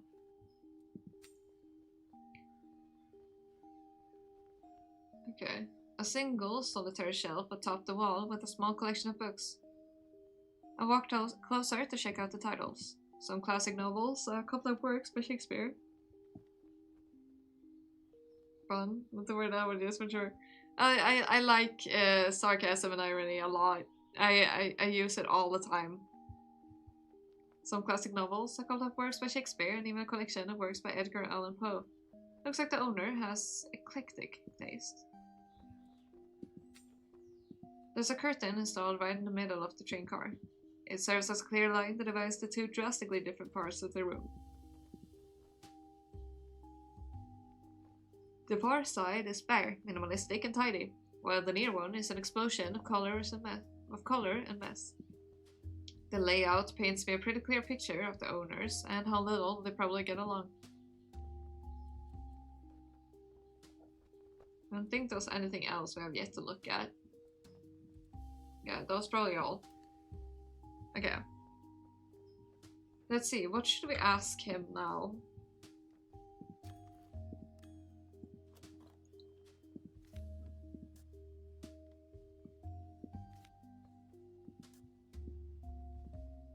She wants to look into house trailer to fetch fire. Shall we ask about... Okay, let's ask about Hattie first, before anything else. What was your relationship with Hattie like? Did you know her very well? Define well. I don't know, were you friends? He rolled his eyes. Friends are for children. We were colleagues. So I take it you didn't get along well? Apart from Aideen, Hattie didn't get along well with anyone. Was there anyone in particular that might have held a grudge against her? He stares at me for a second. The puppet does too, with his unsettling eyes. Oh, you would get along well with Jackie. She does not like the puppet. You are not subtle, you know. Well, this guy knows how to turn every nice attempt at conversation into criticism. Leon! But just as I tried to escape the awkward silence, something shifts in his demeanor. Hattie wasn't the most sociable person, but the majority of us didn't have any reason to dislike her. Most of us, besides who? Jan? The clown. Okay. The clown? Who's that? His name is Shep. Shep? Why would he have any reason to hate Hattie? Well, jealousy is an ugly thing. Jealous? What would he be jealous of? Do you know that before Hattie came to the circus, who used to be the ringmaster here? Who used to get top billing on all the posters? Chip? Of course it was Chip. I made it very obvious. Why, you want an award or something? It's not a school quiz. I take a deep breath. Decking him would be hard to explain to Moses, but if he talks this way all the time, they'd definitely understand where the urge to hit him came from. I decided to just ignore him and continue with my questions. So, are you saying that Chip was jealous of Hattie and took his spotlight? Spotlight? But Hattie took his spotlight. Not just that. If there's anything that he likes more than fame, it's money. Everyone knows the ringmaster is one of the best paid jobs here. So, not only did he lose the spotlight, he took a big pay cut too. I can see how that might be a little frustrating. That is putting it mildly. The rest of us might be able to live off a regular circus performer salary, but not him. How else can he afford all his hats that are worth more than a normal person's entire wardrobe? Dang. This is certainly very interesting information to have, but why is he telling me this? Chip's jealousy. Echo thinks Chip was jealous of Hattie because she took both the top billing and the role of ringmaster from him when she joined Moses' circus, which reduced both his prestige and his pay.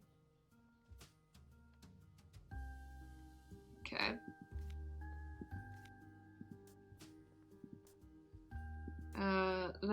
Let's ask him about the friendship between them. I heard Aideen and Hattie were best friends. Is that true? Define best. Huh? Why does that need defining? Like, are they closest to each other? No. Aideen's closest with Jan, of course. Well, that's different. They are sisters. How is it different, exactly? One's friends, one's family. Of course it's different. You are just repeating yourself. I mean, families might remind you that they are not related and close to be connected to each other in the first place. Well, you don't have to like each other to be family, but friends generally have to get along. You talk to your friends, you take care of your family. So you don't talk to your family or take care of your friends. You are deliberately misunderstanding me at this point. What's so hard about friends and family to understand? Do you treat your family like your friends? I have neither. What? Are you feeling bad for me? I neither need nor want your sympathies. Oof. See, you're still feeling bad. Why does everyone act like that when I say it? When I say that? I don't view it as a disadvantage.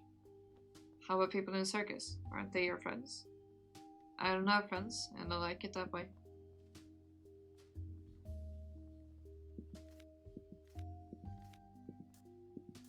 Do you think she's irreplaceable? In your opinion, was Hattie irreplaceable? Well, you're replacing it right now, aren't you? I meant, like, generally, to the circle. Circle? Ah, yes, to the circle. Is she, like, you know? Circle, you know? Oh? I meant, like, generally, to the circus, or to each of you. He rolls his eyes. No, not the dumbest thing that's the dumbest thing I've ever heard. Hattie's a good magician, of course, but there will always be the next one.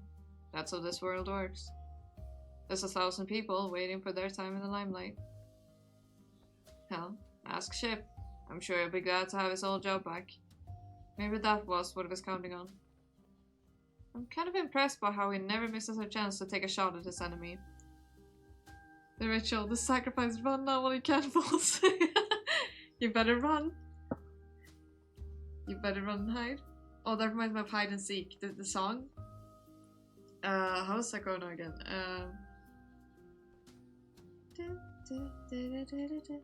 Hurry up and run, no need for me to ask permission. Knock, knock, I am at your door now. I am coming in. I came up high to seek, has just begun. I'm coming closer. Our eyes are locked together. I can sense your heart. Though I'd like to see it closer. Ah, nostalgia. The nostalgia is running deep with this one. It is creepy. I can say this much. I'm not very nice with it. Like in when play like Lethal Company, because I would go like, "Is anyone there?"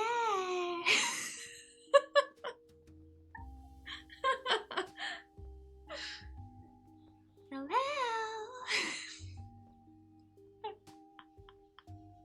I'm an a-hole. Not all the time, just sometimes. Which honestly makes it worse, because then you never expect it. And then I would also be like, any ghosts out here? Do you need a hug? How are you doing today? Anyone over here? Or here? Sometimes. I would be like terrified, but at the same time I'm like, I want to be a nuisance.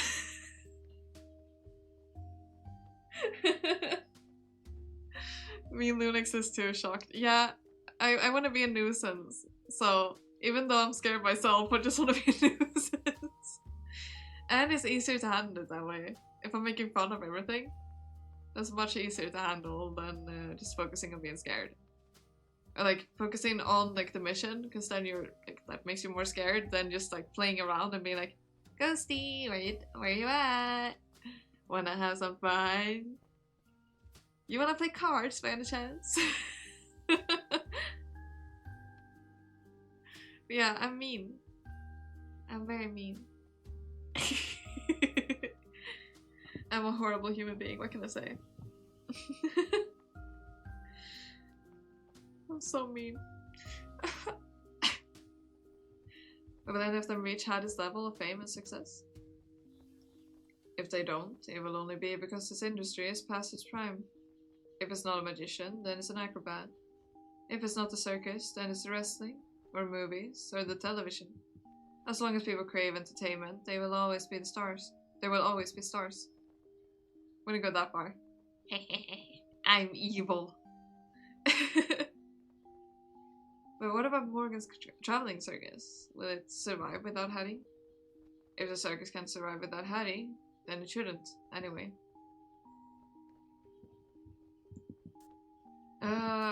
Should we ask what he thinks about the switcheroo? I'm kind of curious about... Okay, should we ask about Chip, Aileen, or about the switcheroo? That laugh and giggle you with. Wahahaha. Wahahaha. I have evil plans. You fear me. I'm so scary.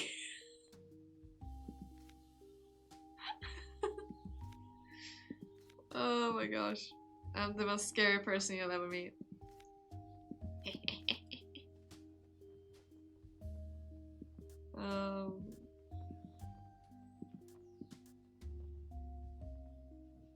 Okay, I already have... Maybe I don't actually. Let's ask about himself. So scared, spare me please. Okay, you shall be spared. How long have you been working here? 5 years, give or take. And what were you doing before that? Apprenticing. Well, you look like you're in your 30s, right? I'm old. Is that what you're trying to get at? Hey, I wouldn't call that old. Don't put words in my mouth. I just meant, timing-wise, it doesn't seem like you started apprenticing right away as you came into the workforce. Did you work at other jobs before this? So, that's interesting. What did you do? What made you decide to change? Why do you care? I'm just curious. I worked as a guard on the cross-country cargo trains, living out of a metal box in the last train compartment, miles away from the driver on the other end. I never slept. I was up all night, listening to the noise of the wheels grinding on the train tracks, watching the goods on the car, waving flag signs to stations. This is not old, or I would nearly be old. How old are you, Tiffany? If I may ask. Sometimes the train would stop at an intersection waiting for another passenger train to pass, and everything would be quiet, besides the distant thunder from the other train that I'd never seen. That's... Or maybe I were... Oh, he's just messing with her, isn't he? Or maybe I worked as a gangster. 27. Wait, your birthday's in September? Same. We're both September humans. Whatever that means. Let's go. What day in September? Or maybe I worked as a gangster in one of the most notorious organizations in a city that shall not be named. Inevitably, I found myself in a crossfire, standing up against a rival. His bullet pierced my lungs, and my knife sliced open his throat. I survived and ran all the way here, changed my name, and hoped no one from a past life would ever recognize me. 24th. I'm on the 1st. 1911. I'm 2001 on the 1st of September. Hey!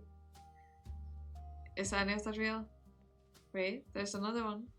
Maybe I've grown up in a small village, a close community, and thought that's just how big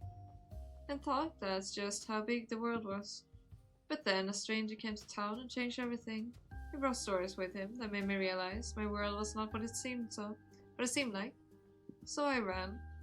Which one of those do you think is true? Okay, so he gave us 3 choices to pick between. Okay. You're as old as my sister. I can remember that, I hope. Hey, maybe none of them are. Yeah, you're 1 age older, younger, I mean, than my second oldest brother. Oh, we are now a detective. I need to take off. Ow. I know it's gonna hurt. Wait, let me just. Ow. I know what's happening. Ow. Ow, ow. Ouch. Spare me. Okay, my ears are back. I like how I always would do that. Like, ow! Give me back my ears. Okay. Who have we not met? We have not met him. We have not met him. Or... Okay, who do we go to? Do we go to Ship? Or do we go to Tito? Tito, I think? It's a big top or fortune teller. I have a feeling you might be in the middle of a performance. What you think? Do. There's a fire starting in my mind. It'll be interesting in fortune teller. Okay, let's go to fortune teller. Compared to the magnanimous big top, this hut scooped quietly off to the corner sees barely any traffic from visitors. I can almost feel the whole tent shake when I pull under the curtains to enter, making me question its structural integrity. It's fine. It might not look that way, but it's quite sturdy. Welcome to the fortune teller's tent, stranger. What are you looking for today? A murderer. Well, very straightforward right here. Detective Jones? Mr. Moses said you'd be around. That's me. Although the boy speaks in a serious tone, his squeaky voice, round face, and tiny stature in an all-red time tent betrays his age. He is young and not even youthful, but inexperienced, sort of young. What are you doing here? What are you doing here without your parents? What are you doing in here without your parents, sort of young? I'm Tito, the fortune teller. Well, Tito, shouldn't you be in school?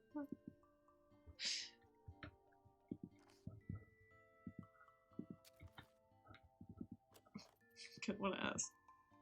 Wait, you're the fortune teller? You're like, what, 8 years old? I'm 10. My mistake. Shouldn't you be learning to read or something? I read tarot cards. I don't know if you can put that on your resume. I already have work. Here. He stares at me with righteous annoyance. Right, sorry. Fortune teller. I sort of expected a lady with messy hair and a lot of jewelry. That's my Abuelita. Abuelita. Your grandmother? Is she also a fortune teller? Everything I know, I learned from her. So is she here with you? No, she is back home with the family in Mexico. And she trusts you to be in the States all by yourself? She asked Moses to take care of me. They are all friends. If you're interested in reading, I can do one for you. Oh, I don't. The first reading is free. Oh, let's do it then. Really now? Not that I'm being stingy. You don't need to explain. He quickly places a deck of tarot cards on the table as a way to end this awkward conversation. So, what are you looking to learn about today? The case, of course. If you're looking for an answer to be handed to you, that won't happen. What the cards can offer, however, is guidance. Place your hand on the deck. I reach for the deck. Wait. There's something I need to warn you about first. Huh? This deck of cards, some of them have been sabotaged. What does that mean? Like they're cursed? No, someone messes with them. With paint. Was it Jan? I see. I don't have to explain what happened. Okay. Why didn't you get a new set of cards? I've developed a spiritual connection with this one. He clearly doesn't want me to derail the conversation further, so he clears his throat and lifts his chin. Nonetheless, I assure you, whatever's in the cards won't interfere with the reading. So please place your hand on the deck and ask your question to the cards. Keep the question in mind and shuffle the cards. Alright, cards and spirits. How should I solve the case? I shuffle the deck. Split the deck into 3 and place them in sequence from left to right. Like this. Good. Now, let's say the first card represents you, the situation you are in, what you are here to do. It gestures for me to flip it over. Then I'm face to face with the justice card, I have to bite my tongue to hold back my laughter. Yeah, the girl is really mean. I don't like her. Well, I see what you meant by sabotage. The god of justice is holding his word, which is now a nice rotisserie for some delicious looking meat. The golden scale on his hand is balancing a piece of pie and some coins. Justice, equity, and truth. That seems to represent what you were seeking, yes? Yeah, of course. I wouldn't say no to some rotisserie and fruit pies either. He glares. Normally, I'd feel sorry, but reprimanding me with his baby face just isn't intimidating. It's like getting yelled at by a puppy. Poor guy. Sorry, so what does the second card represent? This card represents the obstacle you're facing. The Sacerdotisa, the High Priestess, reversed. Secrets, hidden motives, repressed intuition. Story of my life. I can imagine. The last card is meant to provide guidance and advice on how to best overcome this said obstacle. I flip it over. My god. In the center of the card is a big piece of pie, covered with whipped cream and slices of lemon, and divided into 8 pieces. Jan really likes lemon pie, huh? This card is, well, it's supposed to be, the Wheel of Fortune. Change. Karma. The turning point. The signals that something big is going to happen. And what's after will be permanently different than before. In my life, the murderers, or the circus. Perhaps all 3. Well, that's not ominous at all. I'm merely a messenger for the stars. Tell them thanks, I guess? Wait. Get tarot readings from Tito for both magician and detective. Star reader. Begun achievement. Wait, before you go, there is one more thing I can do. I believe you'll find it helpful, but it does not come without price. A price? I'm afraid. No, not money. Oh, go on. Consider the circus a mystic place, and time here a separate entity. The more you do, and the more you learn within this space, the flow of time could be changed. And that means? In short, the experience you gain here can be exchanged for more opportunities for action. When you have enough experience, you can visit me anytime to initiate a trade. I see. +1, -1 experience.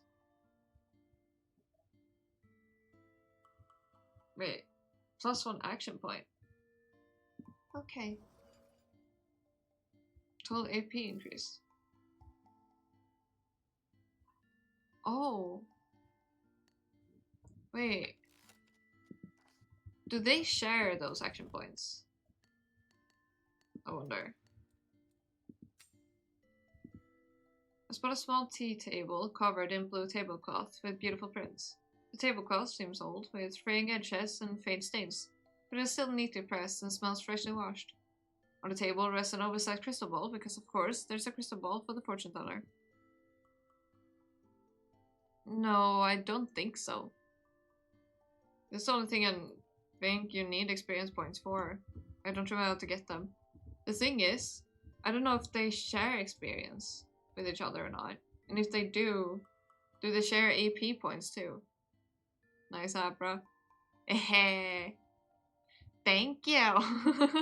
Also, welcome back, Sif. How you doing? I will sit well, gosh darn it. 2 cups of steaming hot tea awaits their enjoyers. Or perhaps they're merely there for the tea leaves to be read. Do we get to drink the tea after we read the leaves? Because otherwise it seems like a waste of perfectly good tea. Oh, oops. An old grandfather clock stands to the side. I don't think its hands are even moving. An old broken grandfather clock. And it looks heavy too.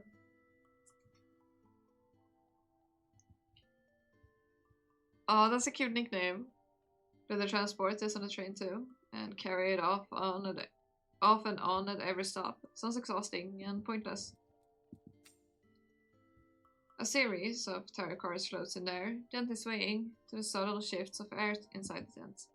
Upon closer inspection, they are tied to the tent ceiling with fishing line, of course. In the corner of the tent, though it's small enough that the whole tent feels made of corners, it's a shelf filled with various trinkets. Candles, lit and unlit, a color-tinted mirror, a celestial globe, framed photo, various cans of mysterious spices and potions.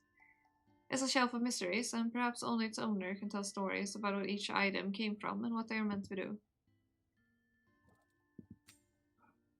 It's the only corner in the room that doesn't scream divination at first glance. Instead, it's a quiet corner of pillows and blankets, each with different colors and prints. Is this where he sleeps? It looks cramped, but surprisingly homely. I really like it.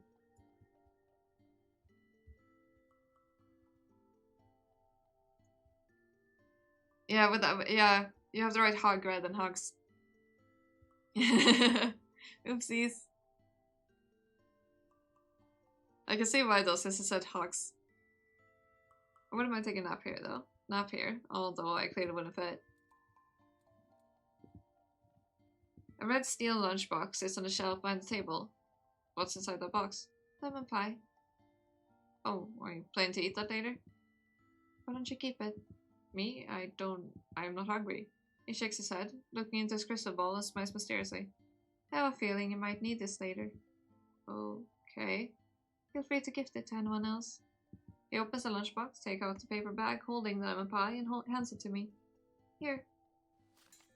Lemon pie. A piece of lemon pie in a paper bag. It's looking a little worse for wear after banging around the lunchbox, but a lover of lemon pie would probably still find it appetizing. Well, thanks. I appreciate it. Oh, can we use this, like, bribe Jan somehow?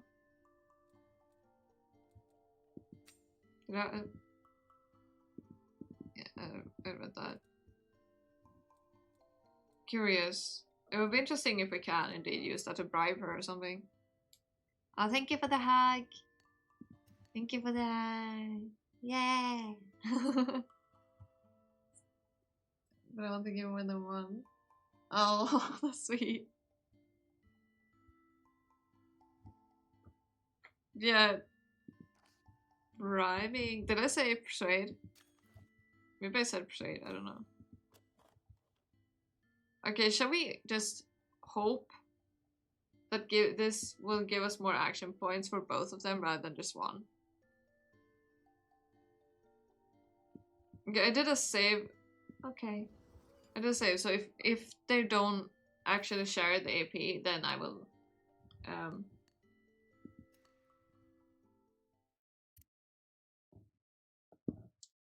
Oh, so we can go there and use... Oh, that's interesting. So it doesn't count when we go to him. That doesn't count as a round, it seems. Oh. Alright, that's really good for us. A mistress be... No, I said bribe, a force persuade. Okay.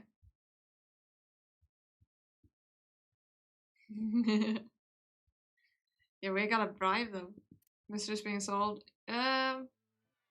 We are suspicious of a lot of things.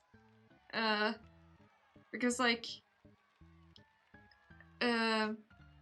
Aideen contradicted herself, but we couldn't figure out in what way she contradicted, like how to... what exactly would show that she did a contradiction, like said a contradiction. Sadly. But it was very suspicious because she went like... She literally said the body was laying there, but the body was strung up on a wheel. So no matter what, that's a lie. No matter how you look at it.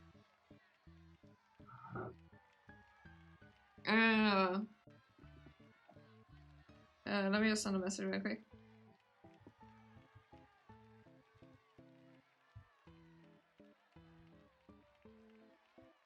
There we go. We'll see what happens. We'll see if we find something. The show hasn't started in the big top yet. No lights or music, but the main performer is already in the ring. A young man dressed in ridiculous red, white, and blue garb is standing right on the edge of the ring. One leg casually raised atop the railing. His brown curly hair flows out from beneath his round, short-brimmed. Wait, what? From his round, short-brimmed. Well, his brown curly hair flows out from beneath his round, short-brimmed. Short-brimmed what? What is disguised eclipse is soulless? Well, you see. That's me wearing a disguise. A gorgeous disguise from a previous stream. Trust me, it's pretty. Very pretty. I'm definitely not lying. Whoever he's speaking to is facing away from me, so I can't hear what they're saying, but he seems to be listening intently before jumping in. So, you guys are tourists. Where from? Springfield, Illinois? Love it! We've toured there once or twice. But you're all real pretty. Oh, thank you. And trust me, that one makes me absolutely gorgeous. Tiffany can definitely agree with me, I think. Yeah, Tiffany will, what's the word for it? Can vouch for me on that. Definitely. Oh, you saw us perform here. And you come back for another show? I'm honored. Springfield. Horseshoe sandwiches, right? I love that stuff. Bread, meat, fries, and cheese? Sign me up, like, come on. Can you find one person in America who would hate that? Immediate treason. I would believe Tiff anything. Yeah, no matter what, as soon as Tiffany says something, we'll believe it. You hold a lot of power right now, Tiffany. Just saying. Joking, just joking. Seriously, love something you have to eat with your own hands and gets everywhere. Me? Oh, name's Chip. What do I do? Come on, can't you top of the outfit? Well, you'll see. As they talk, a stage manager approaches from behind the stage and whispers something to him. I was about to read whiskers. Speaking of which, show us about the story. He walks into the center of the circle and waves to everyone. Alright, lights, music, here we go. Hey everyone, welcome to Morgan's Traveling Circus. I'm your clown and your temporary master Chip. Chip is a clown of Morgan's Traveling Circus. I'm too naive for the world. The only thing I don't trust is snakes and old milk. Why did I read that as if I was reading like what as one of the characters in the Yeah, I'm too naive too, I think. The only the thing I definitely don't okay, I have trust issues, what am I talking about? But I don't trust spiders for anything. Spiders. And I'm going to perform some juggling for you, but first, what do you think I will be juggling? Balls? Good answer, but no, too easy. Bowling pins? Ball. Erupts in laughter. The crowd erupts in laughter. Another good guess, but those are juggling claps and no. Fire sticks? A fake shudders. No, I leave that to our resident fire whisperer, Adine. Who, by the way, has a great fire show for you coming up in the next hour, so stick around for that one. Oh, I will sit well, gosh darn it. And gotta dehydrate.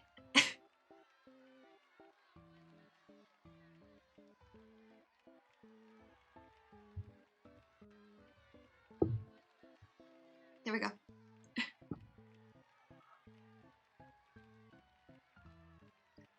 She said you would say that the 7K redeem is pretty. As it goes about what's going on by all the power. Yeah, right? The 4,000 points redeem is very pretty. My disguise is very pretty. I have a very gorgeous disguise. Trust me. Yeah, that redeem will. I don't know if I have like 5 minutes or 10 minutes, but it will have. I will be forced to wear a certain like my disguise. Okay, you agree with the word I used. I also said. I think I also said gorgeous. Nothing else fits me better than that. It's a perfect outfit. But back to the topic. No, it's not fire sticks. Hint, you can see it right now. Hats. Everyone's still scanning the stage, but a prop is nowhere to be found. Chip dips his head, making his top hat fall right into his hand. Some in crowds of others starting to catch up and cheer. That's right, hats. Within one beat, he stretches his hand and spins the hat. It rotates in midair before Chip catches it, flicks his wrist, and lifts his arm. The hat performs several flips, down his arm, and lands back on his head. The crowd cheers at his showmanship. He throws his hat around his legs with crossed arms behind his back. Keeping it in the air, spinning on one finger like a plate. Finger. And with two arms outstretched, he rolls it down his arm from left to right, on his brim, from right to left on his crown, all to the beat of the music. I don't know what is making me struggle so hard with that, but yep. More hats. He whistles, and 2 more hats are thrown into the ring. With the With the first hat flying still in there, he catches both new ones with his hands, holding all 3 up. The new top hat are blue and white to go along with his initial red one.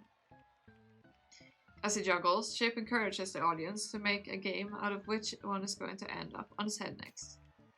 Red! No, blue! They both sigh when Chip stretches his neck to catch the white hat on his head. He then collects the other 2 and stacks them on top of one another. Now, we are going to introduce one last component to this act. Another hat. Good idea. But no. Introducing the giant unicycle! True to his word, one of the workers rolls in a tall unicycle and props it up beside him. It is indeed taller than Chip, at least 6 feet tall. Okay. I would never be able to. I would crash within 5 seconds. Okay, that's an that's overstatement. Like 1 second? Actually, no. 0.1. Yeah, that's about right. Now I know what you must be thinking. How do I even get on this thing? He grabs the unicycle with one hand and looks at it skeptically. The crowd laughs. He tries to lift one foot off the step on one of the pedals. Pedals? Yeah. But that's obviously too tall.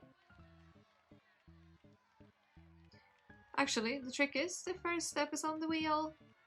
He gets onto the unicycle to thunderous applause, but immediately slips and gets back down. Oops, you didn't see that. Let's try it again. Finally, he gets on the tall saddle and starts moving. No, flailing about. I wouldn't be able to get on, yeah. I'd be down immediately. Now that he's seated, he's floating at 9 or 10 feet tall. Everyone has to crane their necks to see him.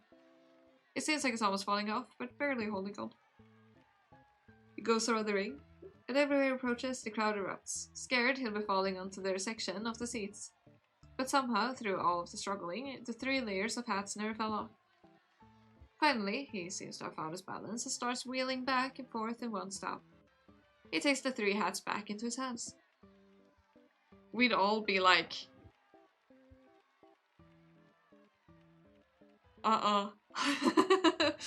We'd all be panicking at that point. I wonder how long it would take, like, on average, it would take to actually learn to balance on a unicycle. I'm kind of curious now. The curiosity is starting to set in. To the disbelief of the audience, Sheep starts juggling them while he's riding the unicycle around the ring.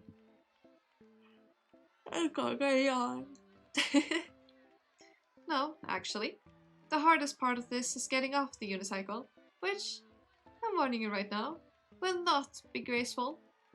With oohs and ahs from the crowd, he stands up straighter, rising on his tiptoes. He falls right off the unicycle, rolling on the ground. Everyone laughs, but then he springs up and catches all 3 hats before they hit the ground. The screams and applause almost blow the roof of the tent. I should go to bed. Good night to you. Good night, Siv. Thank you for hanging out. I hope you had a lovely day. Sleep well. Night night. Take care, take care. See you. Yeah. Oh, I will sit well, gosh darn it. Also, a cat is here. Which means... Do you want some candy? You want candy? Yeah, you do. I want some candy. He just did like a huge swallow. Like, oh. Should I put it forward a bit? There you go. Candy. And I can pet you as well. Thank you, thank you, thank you! That's all I have for you for now. Stay tuned for the next show. Marcus? I'll walk over intending to stop him and talk to him before he goes backstage. But he doesn't leave. Rather, he walks straight to me. Treats for Buddy. Yeah, treats for Buddy. For being a good boy. Mr. Detective, enjoyed the show? Of course. I'm not here for that though. I have some questions for you. Okay. Hi, buddy. What are you thinking about that? Oh, good job! Let's ask about Hattie. You're familiar with Hattie, weren't you? He shrugs and indicates so with his hands. Do you have any theories about what happened? Anyone that might have something against her? I can't think of anything. Hi, buddy? That tickles. That tickles a lot, actually. Thank you. Really? Nothing? It's not me, though. I can tell you that much. Great. Very helpful. I'm sure you're the one who will say that. The only one who will say that. Maybe at least go backstage. Yeah, I know. They're like, yeah, this is strictly confidential. We shouldn't tell anyone. That's why. Let's talk about it among every single person in this area. Sorry, I truly don't have any idea what happened. And I don't want to get anyone in trouble. Well, to be honest, it's more like I don't want to get into trouble myself for getting people who are not supposed to be in trouble. That word salad somehow makes sense to me. I not decided to switch tactics. What about Hattie? What kind of person was she?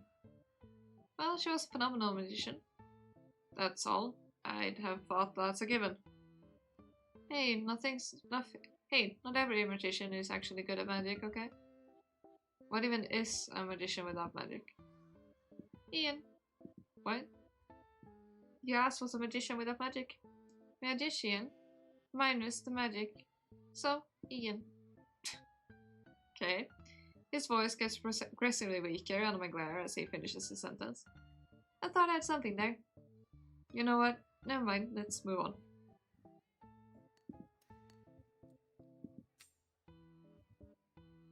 A crowd of people sits gathered around the tent awaiting the next performance, barely containing their excitement with hushed tones. Some children are unsurprisingly taking this moment as an opportunity to escape. They started running around the back rows of seats, performing elaborate acts of their own. Some adults are eyeing them with annoyance, while the other kids look like they are taking inspiration. Here's hoping the announcer will call another performance of the session before the scene turns into chaos. Wait, you don't like chaos? What? On the background, I can spot the face of the jester, the symbol of the circus. For some reason, I find his face unsettling, a little unsettling. It's probably the skeleton eyes, or the frozen jovial expression. Is it laughing at me? Maybe I should suggest a different logo.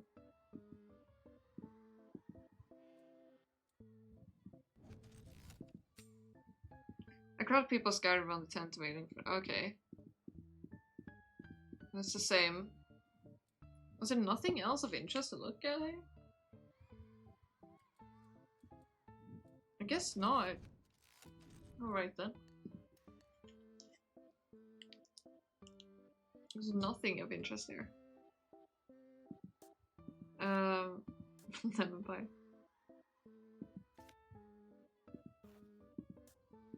Oh, let's ask him, because he said he saw wearing his gaudy cowboy hat. Ugh, don't tell me. I don't want to hear anything about a little Pinocchio's mouth. Okay, well, that's interesting.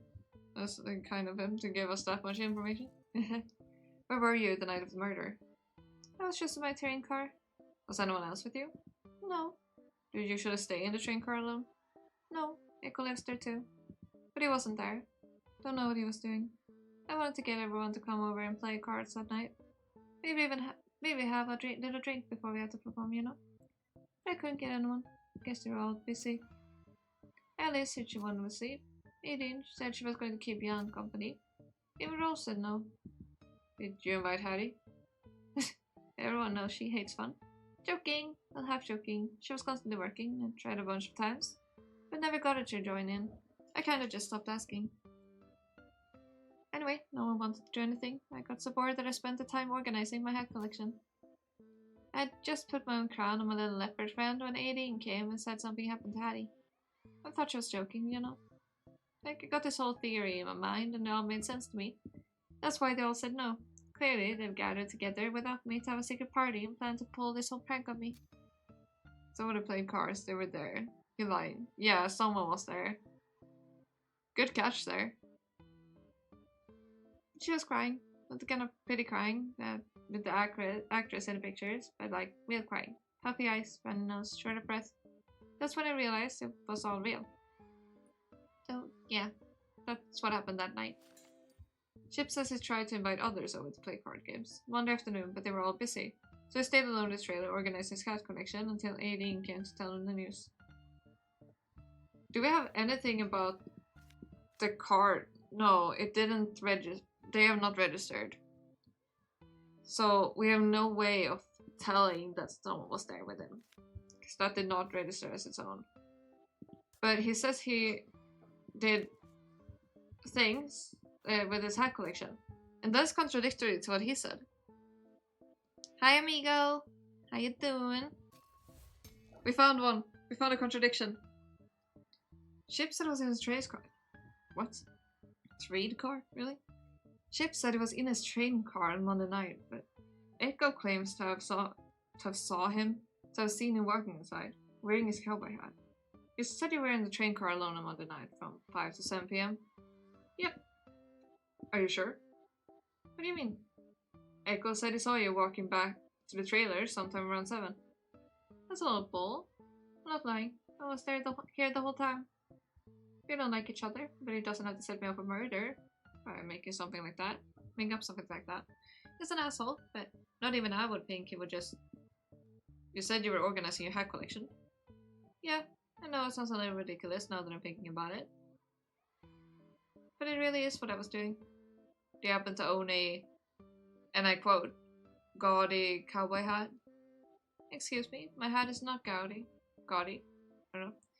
He saw manages to look even more offended at this than when he realized Echo contradicted his alibi.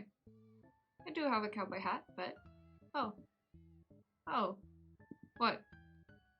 Someone else borrowed the hat from me that day. You're going to need to be more specific. I don't know.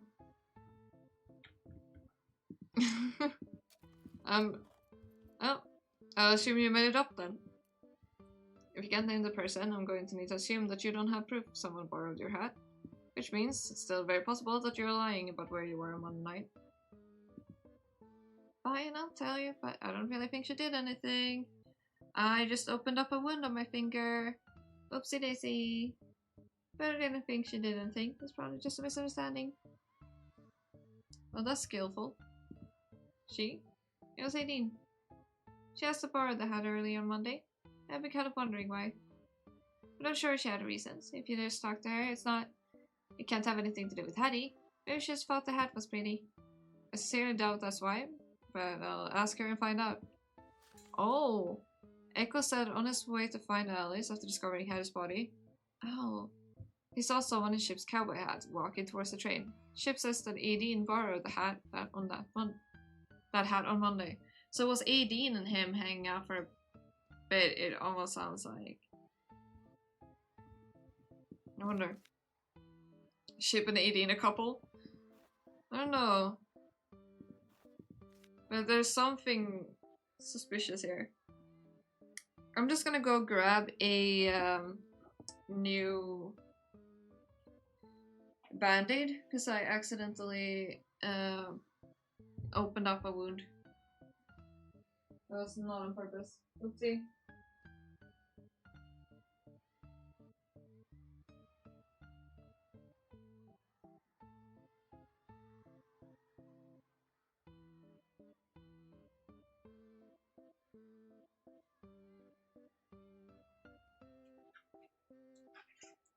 Tops down.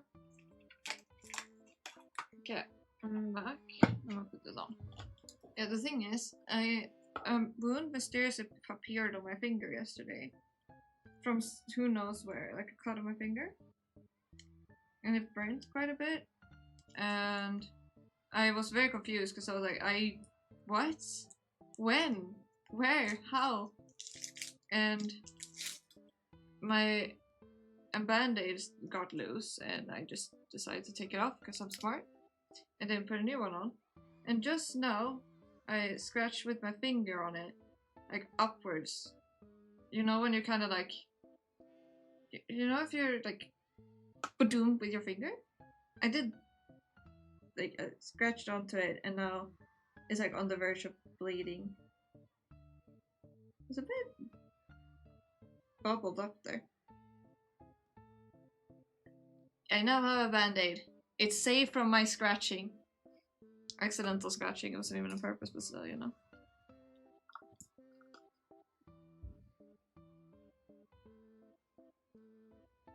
Oopsies. You can jump up here, Budkip, if you wanna. Okay, let's see. What else do we wanna ask this guy?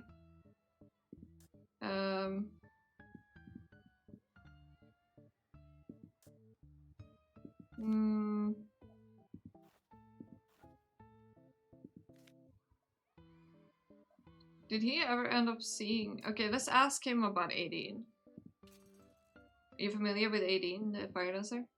Of course. You've met the sisters? I have. He nods and laughs to himself. Here's a fun story. A few years ago, right around when Jan first joined the circus, I began to think our circus was haunted. The complete turn in topics gave me whiplash. What does that have to do with what? I kept waking up in the middle of the night, like 3 or 4 in the morning, to hear a woman singing. It wasn't in English. In fact, it wasn't in any language that I could recognize, which I thought must mean it was some kind of cursed tongue. And he followed me through different cities, which really freaked me out. It was Jan messing with you. I was so freaked out, in fact, that I woke Echo, which you can bet he wasn't happy about. I had to bring someone with me to investigate. Then I could have thrown him in front of the ghost if it attacked. What does that have to do with either Aideen or Jan? On a completely unrelated note, did you know Aideen has been my neighbour since she joined? And when she took Jan under her care, she obviously became my neighbour too. So it was Aideen singing? Why? Well, after Echo and I went to her in our sleeping clothes, and let me tell you, it was busy. We figured out where the sound was coming from. It was inside their train car. We figured it would be crazy to knock. Yeah, because that's the craziest part about this. Anyway, I tried peeking in from the windows. It was Aideen singing to Jan. Some kind of lullaby she learned when she was younger, probably. Why would she be doing that so late at night? They turned the lights off way earlier than that. I'd wager it's because Jan was waking up in the middle of the night and taking Aideen with her. Maybe because she wasn't used to the environment, or maybe because she was having nightmares. I've never asked either of them about it, and I doubt it even knew Echo and I could hear. But at least I got to sleep sounder, knowing where the voice was coming from. She has a nice singing voice, actually. She'd make a good opera singer.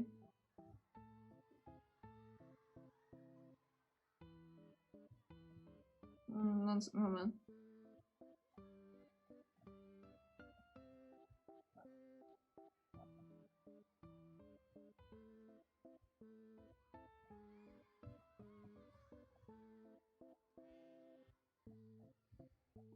Here we go.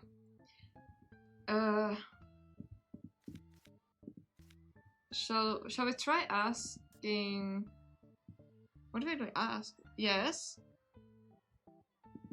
Once we've asked this last question to him, by the way, I will have to end stream and raid someone. I will raid a friend, most likely. So we can give a free hug. Can you tell me a little more about yourself? Sure, it's Chip. As you know, I'm the clown here, and I'm on temporary ringmaster duty with Hattie. You know, I've been with the circus for 6 years. Oh, I feel so safe. No, I was just replying to a message real quick. I'm awake. Let's see, what else? I like hats and cheeseburgers, traveling and drinking games, opera and puns. I haven't even gone around to asking him a question yet, but he carries on, counting facts on his fingers. What I don't like? Celery and cherry flavored ice cream. I think they taste weird. Daylight saving time. I can work whenever I want. Pretentious people. That goes without saying. What's chip short for? How did you become a knight? I love cherry. Like it's just like, I love cherry flavored ice cream. How did you become a clown? Did you have to train for this? He crossed his arms. Sir, this is a serious profession. We have clown schools and everything. Is everyone the class clown at clown school? Do you have school exams? What do you even do for those exams? Yes, and I'm not sure. I never went to one. I'm 100% raw talent. Put a baby duckling in water, and it'll swim. Put me in front of the crowd, and it'll make them laugh. I bet school clowns are jealous. Oh, you have no idea. No, you know everything there is to know about me. Just from that. It's important. Okay. It's already 15. Oh, it's closing in, isn't it? It's changed my clothes. Save and change my clothes. Ding, ding. There we go. Let's take off this. Take off this. Now we'll flash open here. And then we'll do that again. I will rip off. Ow, ow, ow, ouch. Ha! Give me. Ouch. I need ears. Thank you. And the pain is gone. There we go. My ears are back.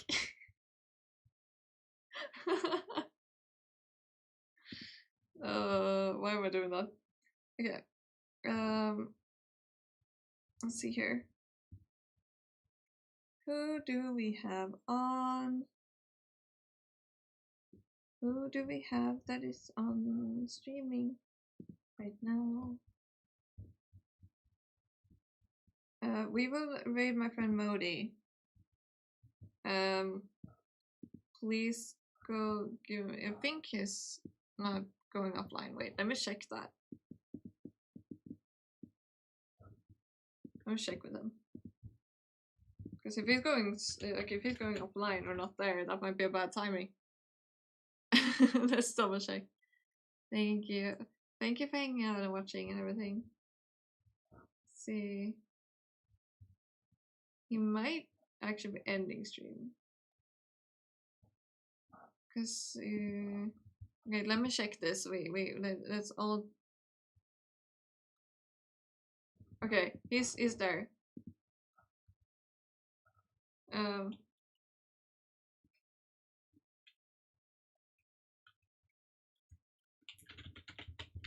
Let's see. Okay, he's there. So let's raid him. Give him some free hugs. I just told him to prepare himself. Like, I'm just like, prepare yourself. Be ready. Okay. Thank you for hanging out. I hope you have a lovely day, night, evening, morning, afternoon, and all of those things and all the things that I forgot. Take care and ciao.